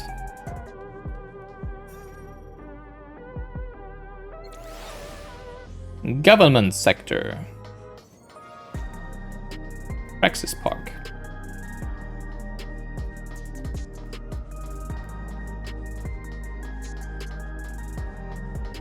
I'm showing little Kitty the world. Nothing to it, eh? Child's amusement ride. And here we are, Resolution, the operational heart of Solution 9. From Resolution, we oversee the running of the district and provide essential services to citizens such as welfare support and job introductions. Really? They still have to work here? Aww. It's quicker to show than tell, so let's proceed inside. I wonder where the derelicts are. And the slums. For the people who don't want to live with a regulator. Hotel? No, right?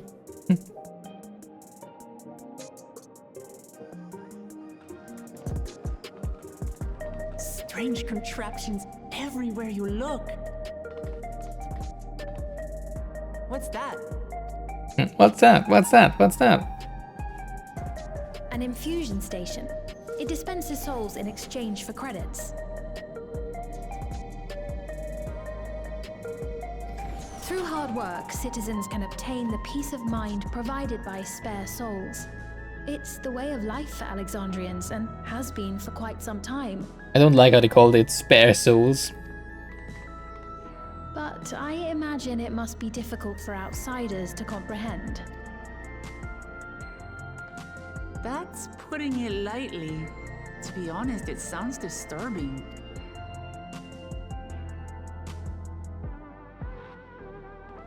Still, I won't dismiss it out of hand. Practices like these don't arise from nothing. There's a reason why your culture is the way it is, and I'd like to understand. Won't you tell us some of your realm's history?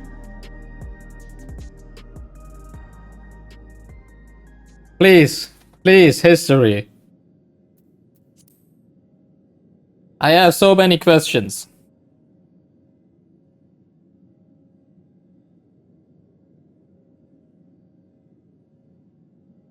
Very well. Be warned, though, that it may take a while. I didn't get a warning that, you know, like several cutscenes will play in secrets. Over 1,000 So it can't be years that long. ago, it said, lightning energy began to swell in our world. According to ancient records that date back around 8 centuries, the rainy season spanned a quarter of the year, during which time severe thunderstorms ravaged the land. You know who they probably have that to thank for? 4 centuries later, this season had lengthened to nearly half the year.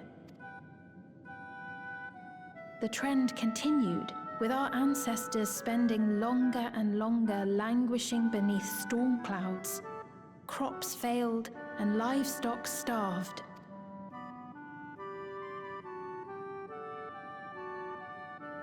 But amidst this growing desperation, a miraculous material was discovered that promised salvation: electrope.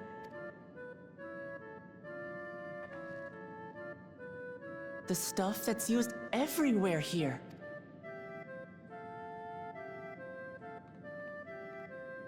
Indeed.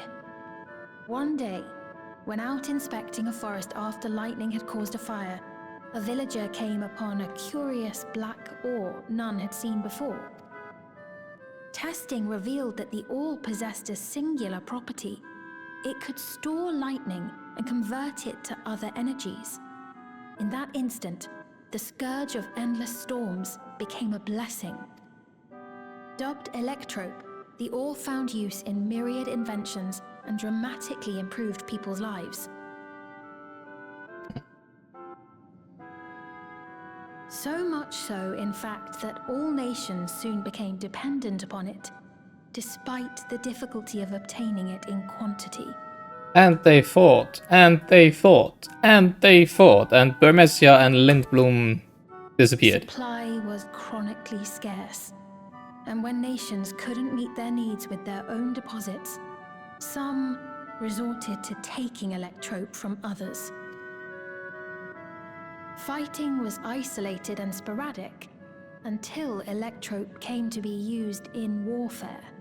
First in the weaponry of invaders, then in the countermeasures of defenders, and then in every aspect of combat where an advantage might be had. This served only to exacerbate the ore shortage, leading to further escalation. Before long, the entire world was engulfed in a terrible war known as the Storm Surge. I see what he did there. As the war came to a head, Alexandria's neighbor Lindblom committed its stores of electrope to the production of a weapon of mass destruction. Wait, that's not how it actually went, come on! They deployed it on the front lines, and It was kind of the opposite way around, but okay. Frightful magnitude. Not even their own scientists had anticipated the force of the lightning that was unleashed. The energy inundated the entire continent, laying it to waste. I wonder if this is actually twisted. And if it was actually Alexandria doing what she's just saying here, because that's what it was in Final Fantasy IX, right? Spoilers, sorry.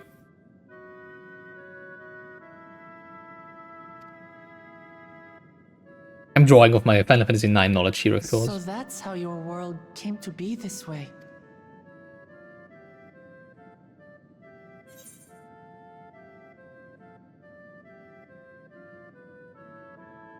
Sounds an awful lot like an Umbral Calamity.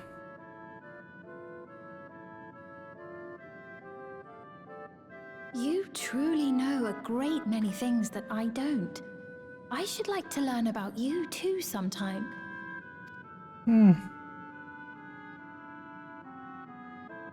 But to continue the tale, The people of Alexandria had already lost much to the war. They lost almost everything else to the Levin. Those who survived bore deep scars, tormented by the memory of loved ones taken too soon. Though they yet lived, the cruel spectre of death was with them always. Seeking a solution, our scientists turned once more to electrope, and after extensive research, they developed the means to preserve memory and soul. Physical death isn't the end. So long as our memories endure, we may live on. It's pretty clear that they feel like in like what they call themselves as themselves, as me, what I am, what she is her memories and not her soul. Which is weird because the soul and the memory are connected, right? We know that. Which is kind of weird, so they split that up. I don't know, how do they come to the conclusion that the soul is not the important thing, but the memories are? Well, I mean, they are correct in the means of, like, the memories make the person in this case, right? Doesn't matter which soul is in the body when it has the same memories and the same brain and everything than it had previously, of course. This belief sustained us then, and it sustains us now, granting us comfort. But I'm kind of surprised by the fact that they just accept it like that and don't... I mean, basically they're just like, okay, my soul isn't important, it's just my memories that are important, right? Which sounds weird to me. But I guess that is a conclusion you can draw. That's quite a I mean, the problem, of course, with this is you don't know what happens exactly when the soul leaves the body in this game. Well, in real life, of course not. We don't even know if there is actually a soul, right? But if you assume that the soul exists like there, they don't know what exactly happens when the soul leaves the body, right? How does it feel for the soul, right? The only thing they know is that if they pluck the memory from that person and plug it into a new body, or into the same body again or whatever, then this person will, infused with another soul, be the exact same as it was before. By going with what they can see is that, if you keep the memories, then the person will never stop to live. But if I would be one of those person, I would die, I would probably be in a different body afterwards, or maybe I would be used for, I don't know, powering something else, which is yay. So they have a very different understanding of what the soul's purpose is. Well, maybe actually not. Maybe they actually know that, but it's just like they value the memories of the people more. Like the physical incantation of the person more than... Interesting.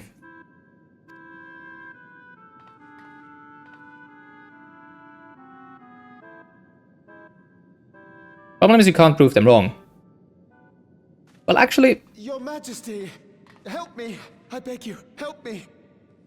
Well, actually, we could ask some Asians, I guess. If there are some. Prove them wrong, because they actually have control over what the soul does, right? When once plucked from a body.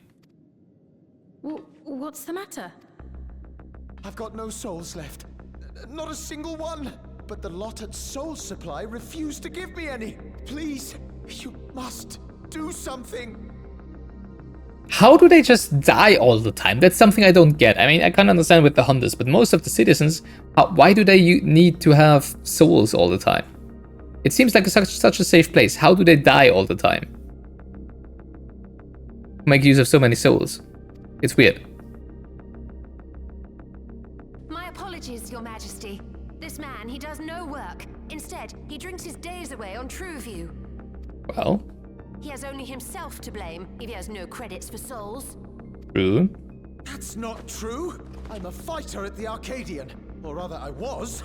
I haven't been allowed to fight because of the King's decree. It isn't my choice. I see. You're a brave warrior of the arena. I want to help you, I sincerely do.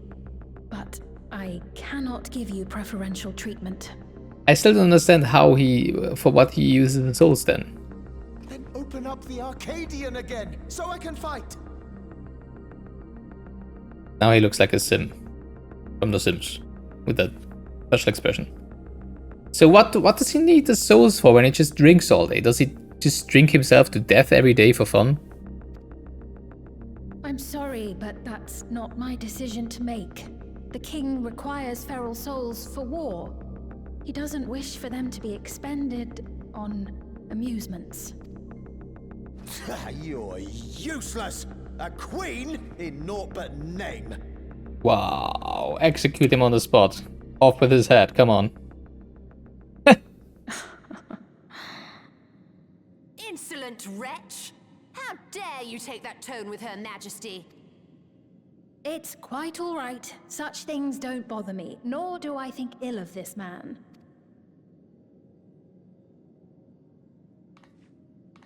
Get him into a chamber and torture Hear him. me. Though I cannot grant you a soul, I mean it when I say I want you to live. I love all of you equally, dearly.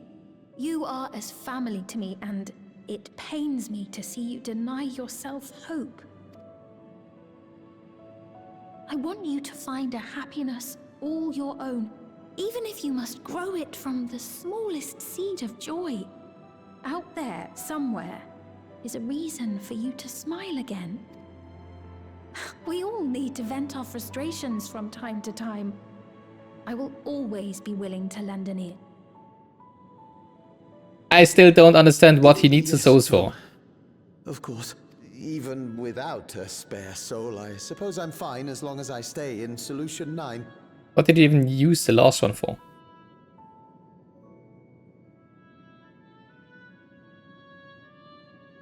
I apologize for my rudeness. Good day to you.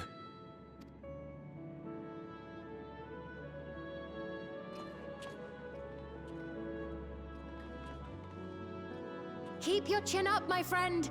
And when you feel better, I'm sure you'll find another way to apply your talents.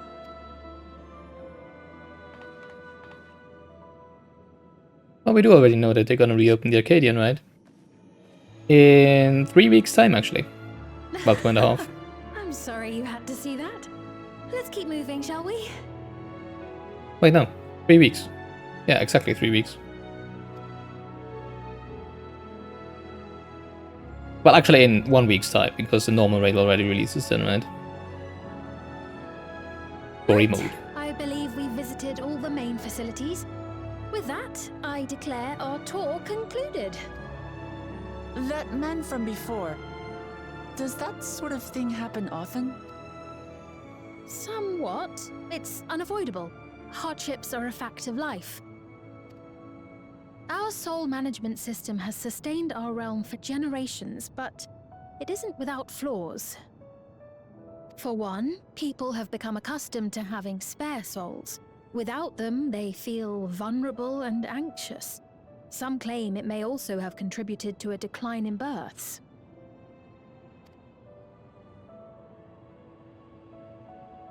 Just thinking out loud, but would it be possible to do away with the system?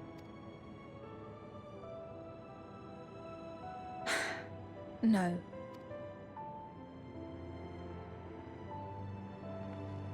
I know it isn't easy to change one's beliefs and way of life.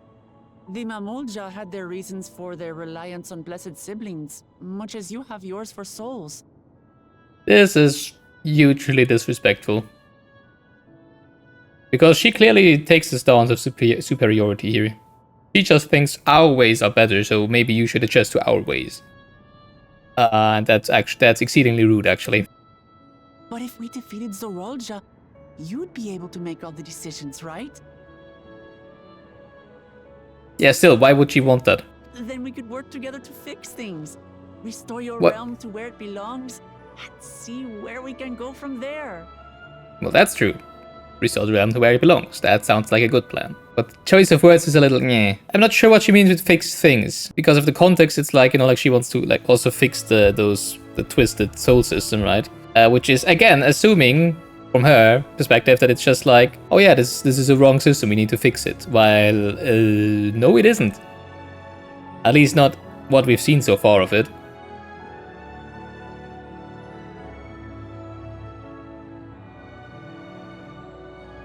Listen to me. There's something that I need to tell you. Of course, conveniently, yeah, every time she wants to tell us something, there's a warden going about. I haven't seen a single one when I walked through Solution 9 so far. But you know, it's kind of the same thing. It's basically as if you would be coming to us and be saying, so, oh no, your medicine is all wrong. You should really get rid of all the medicinal, you know, like technological achievements of the past 150 years or whatever, because it's so wrong, you know, like to, I don't know, use artificially created medicine for your body. We would for sure be like, oh yeah, you're right, let's not do that anymore.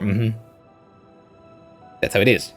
I mean, we're not using souls, sure. That's, yeah. But still, you know, for all of them, it's kind of normal to use souls like that. So if, in their perspective, it is like just, oh yeah, that's just a thing that keeps me alive, which is for us, for a lot of us, it's also medicine, right? When I'm getting ill, oh, I can get some medicine to hopefully be healthy again, right? Actually, never mind. It's nothing of import. Just write it on a letter and show it to me. Oh my god, please. Look, the guy is going already again. Now you can tell us. Of course. Of course. Thanks so much for the tour. We've learned not only about your realm, but you as well. For now, our priority is Arolja. But once we've dealt with him, perhaps I can return the favor and show you to Lihiola. I'd like that.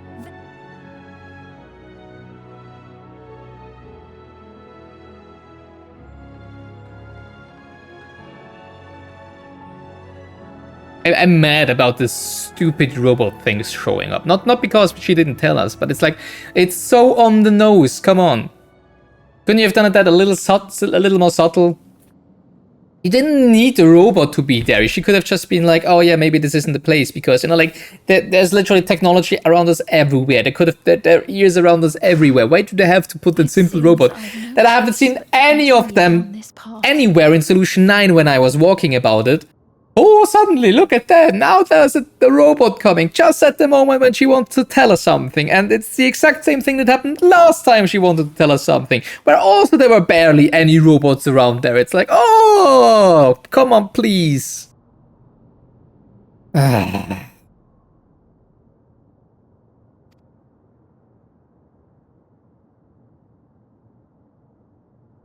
Forgive me, Val Wuklamart, but I must disappoint you. Aww.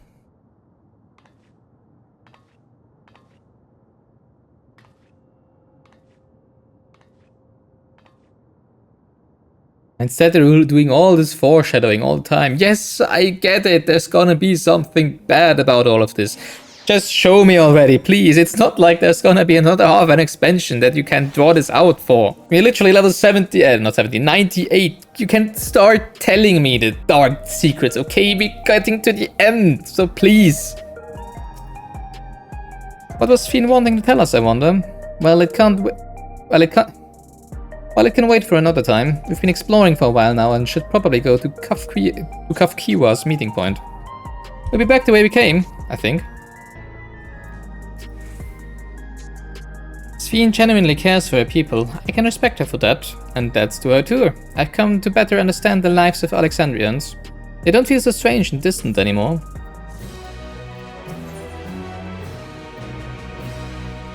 Scales of Blue. Having seen the district to her satisfaction, Wuklamart is ready to head to the meeting point.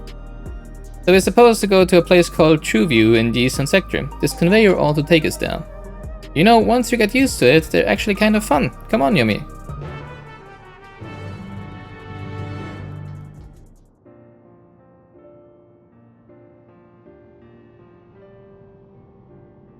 This is the right place, you think? I don't see the others, though. Well, rather than sitting and waiting, we might as well explore a bit more.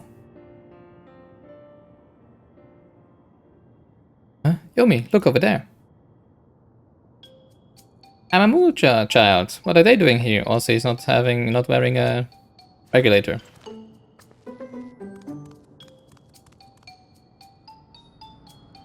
Is that gonna be Soralja's son?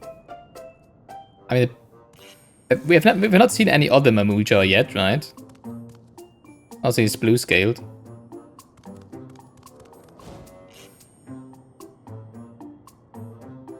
And he's not a Bunewa.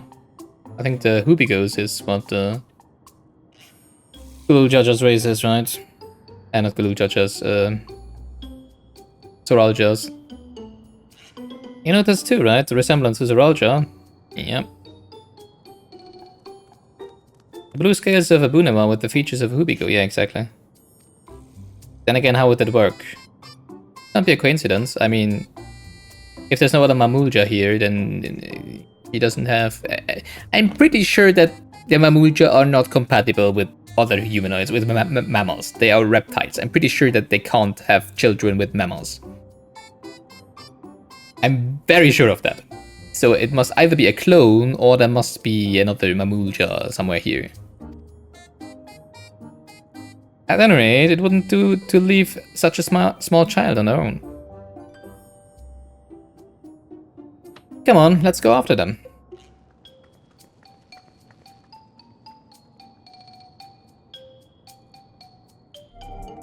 You know, I said it multiple times before, I don't have an issue with like the personality of Fuklamat, or at least not as much as other people might have, but I'm really taking offense, well, not really offense, but I'm really having issues with her being the obvious main character of the whole expansion.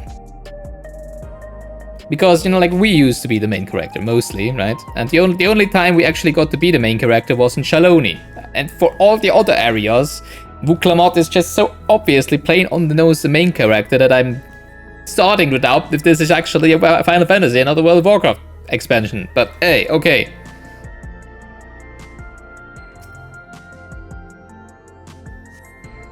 Which is why I'm starting to scoff every single time that it's like, oh, would you accompany me, Yomi, please?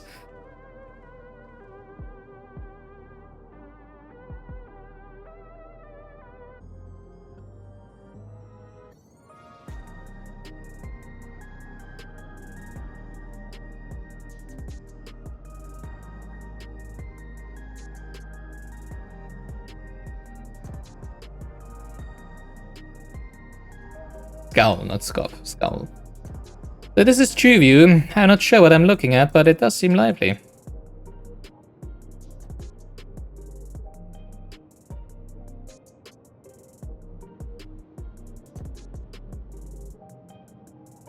That building's just about the only one that isn't lit up. Not open for business at the moment, I guess. They didn't get enough chips to replace the old ones. You know, chip shortage. Why are you so... what? I didn't see you there.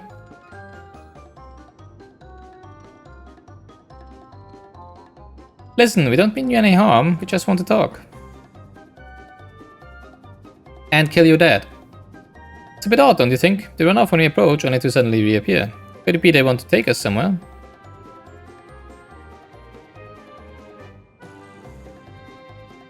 Is that the way of it? You want us to follow you?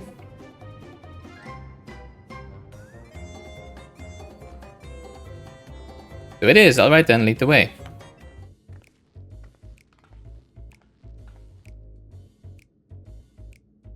Is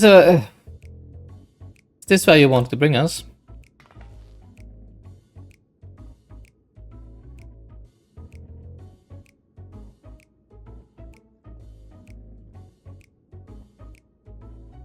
What is this place? If you're meant to relax here, it isn't working for me. Hey, what's your name?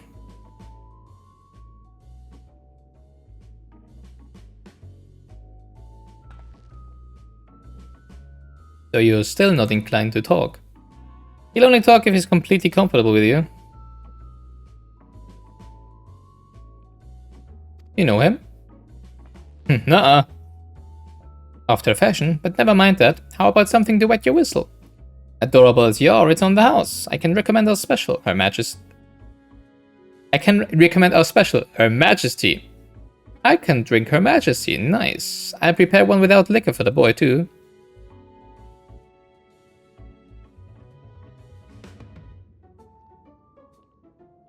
What? No, come on, booze. Thanks but no thanks. We're supposed to meet a friend named Kafkiwa. But we ran into a child on the way and he led us here. Oh, so So you're with Kafkiwa.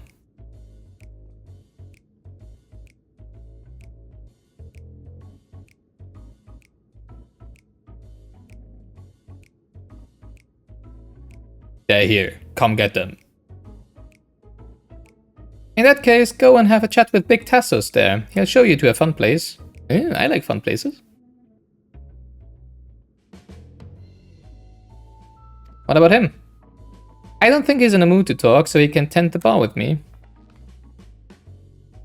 This has taken a turn for the strange, but you don't think we are walking into a trap, do you? No.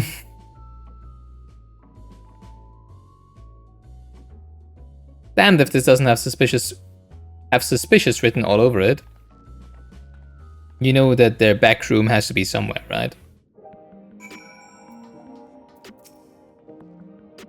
What is this fun place meant to be? Is Kafkiwa there? Well, I suppose there's only one way to find out. Gives you teeth. Tassos stands stoically before the door. This area is normally off limits, but Kafkiwa's told us about you. Just follow the corridor and head into the room at the end. Let's go, Yumi. Whatever happens, you won't catch me being surprised.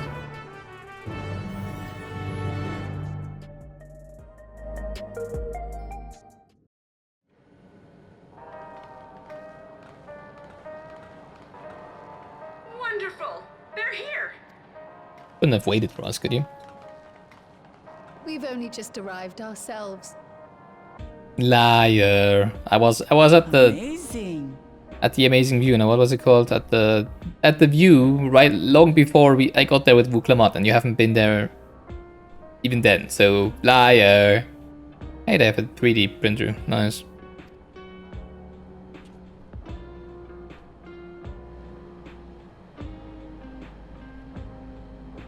I bid you welcome to the back room.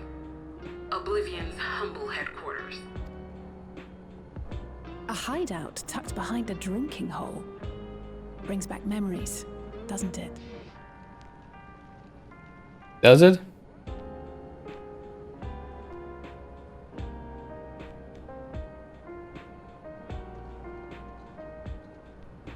Are you talking about Waking Sands? Was it a bar? That wasn't a bar though.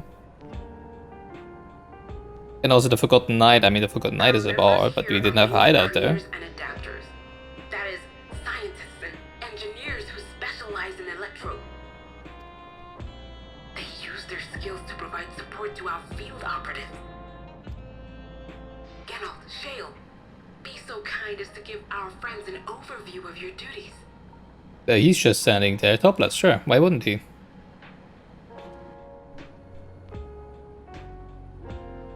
Yumi's like, oh. Gotta have supplies to fight a good Okay, no.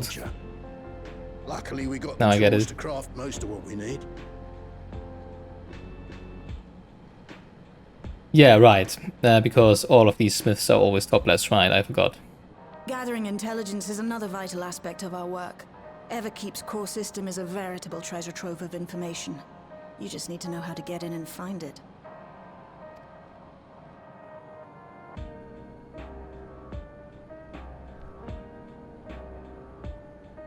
We also handle surveillance and communications, watching the enemy's movements and coordinating our own, that sort of thing. And among all our activities, we spend a fair bit of effort investigating preservation. The organization credited with laying the foundations of electrope technology. From the soul management system to Everkeep's design, they're behind just about everything you see here. It'd be no exaggeration to say they made this realm what it is. But their magnum opus was without a doubt the power which was used to join Alexandria to Dural. Interdimensional fusion. What? Said power isn't unlike my summoning technique and the magic within Azam's crystal. Why did you look so surprised? Yet, though the effect is localized, to be able to fuse realities. Even with my knowledge, I struggle to conceive how it could be possible. Incidentally, the founders of our group, a husband and wife, were members of preservation at one point. that they opposed the fusing of worlds, and so defected in order to prevent it. While not entirely unexpected, given what we have seen, this is still quite the revelation. By the by, that's an interesting earring you have there. Oh, it's her parents, sure. Carrying a data storage device. Right, the pair, that the founder of the group. Then again, there was only, well, it was 30 years ago in our time. So probably longer in their time. Oh, you didn't know? No, she didn't. That she was carrying a USB stick on her ear. As a precautionary measure against machine infiltration, we scan everyone as they enter. And when we scanned you, we detected a small quantity of electrope. Though it's been dressed up, that earring is a storage device and no mistake. Bought it from a shop here, did you? No. No, it isn't bought, but inherited.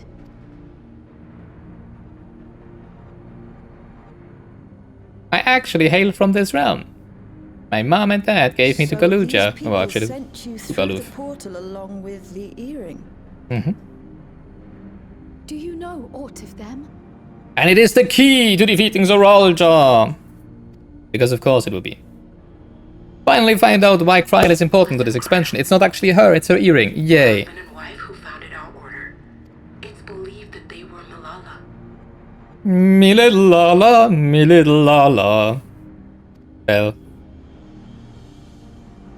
Though we have no evidence at present, we can't rule out the possibility that they were your parents, or perhaps close relations.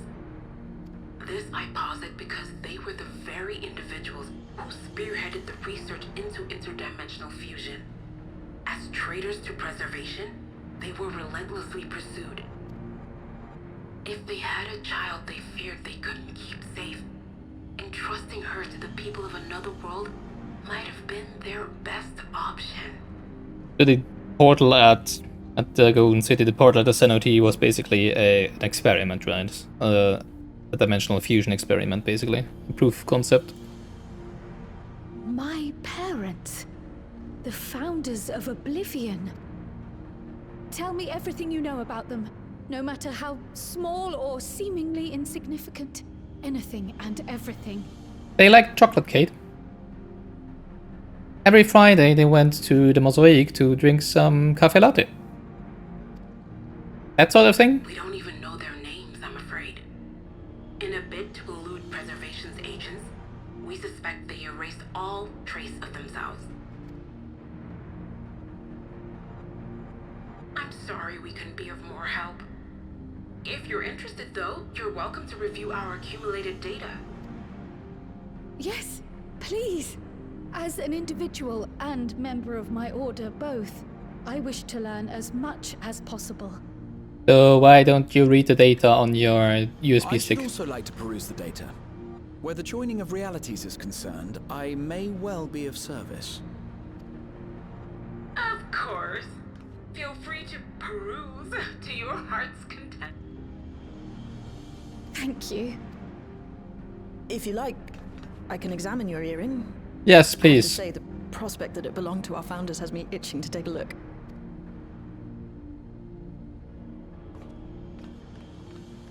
I want to know as well. I dare say we have enough eyes to pore over your records. Is there any other way we might be productive? Thank you, Alice. Speaking what everybody is thinking. Oh, imagine someone just having no idea, but they're using the USB stick as an earring, and you're like, "Hey, nice USB stick," and they're gonna be like, "What? What? Your earring?" That's a nice way to transport some data, I guess. Not right now. We're still waiting for Zoralja to make the next move. In that case, Why exactly? I still don't get it. Why exactly are we waiting for him? At least I don't have to. Gladly. Bye, bye. You know, like, it's your time to go for a walk with the kitty.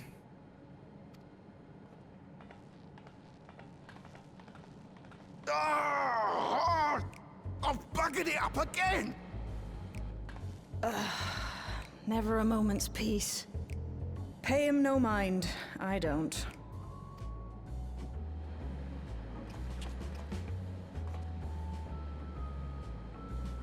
Oi!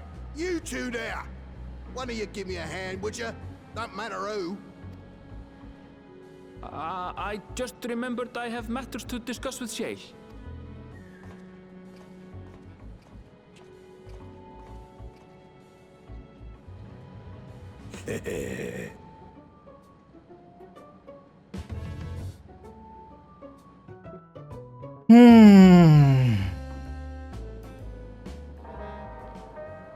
Well, and that's where we're gonna finish this episode of Gilganos playing Dawntrail.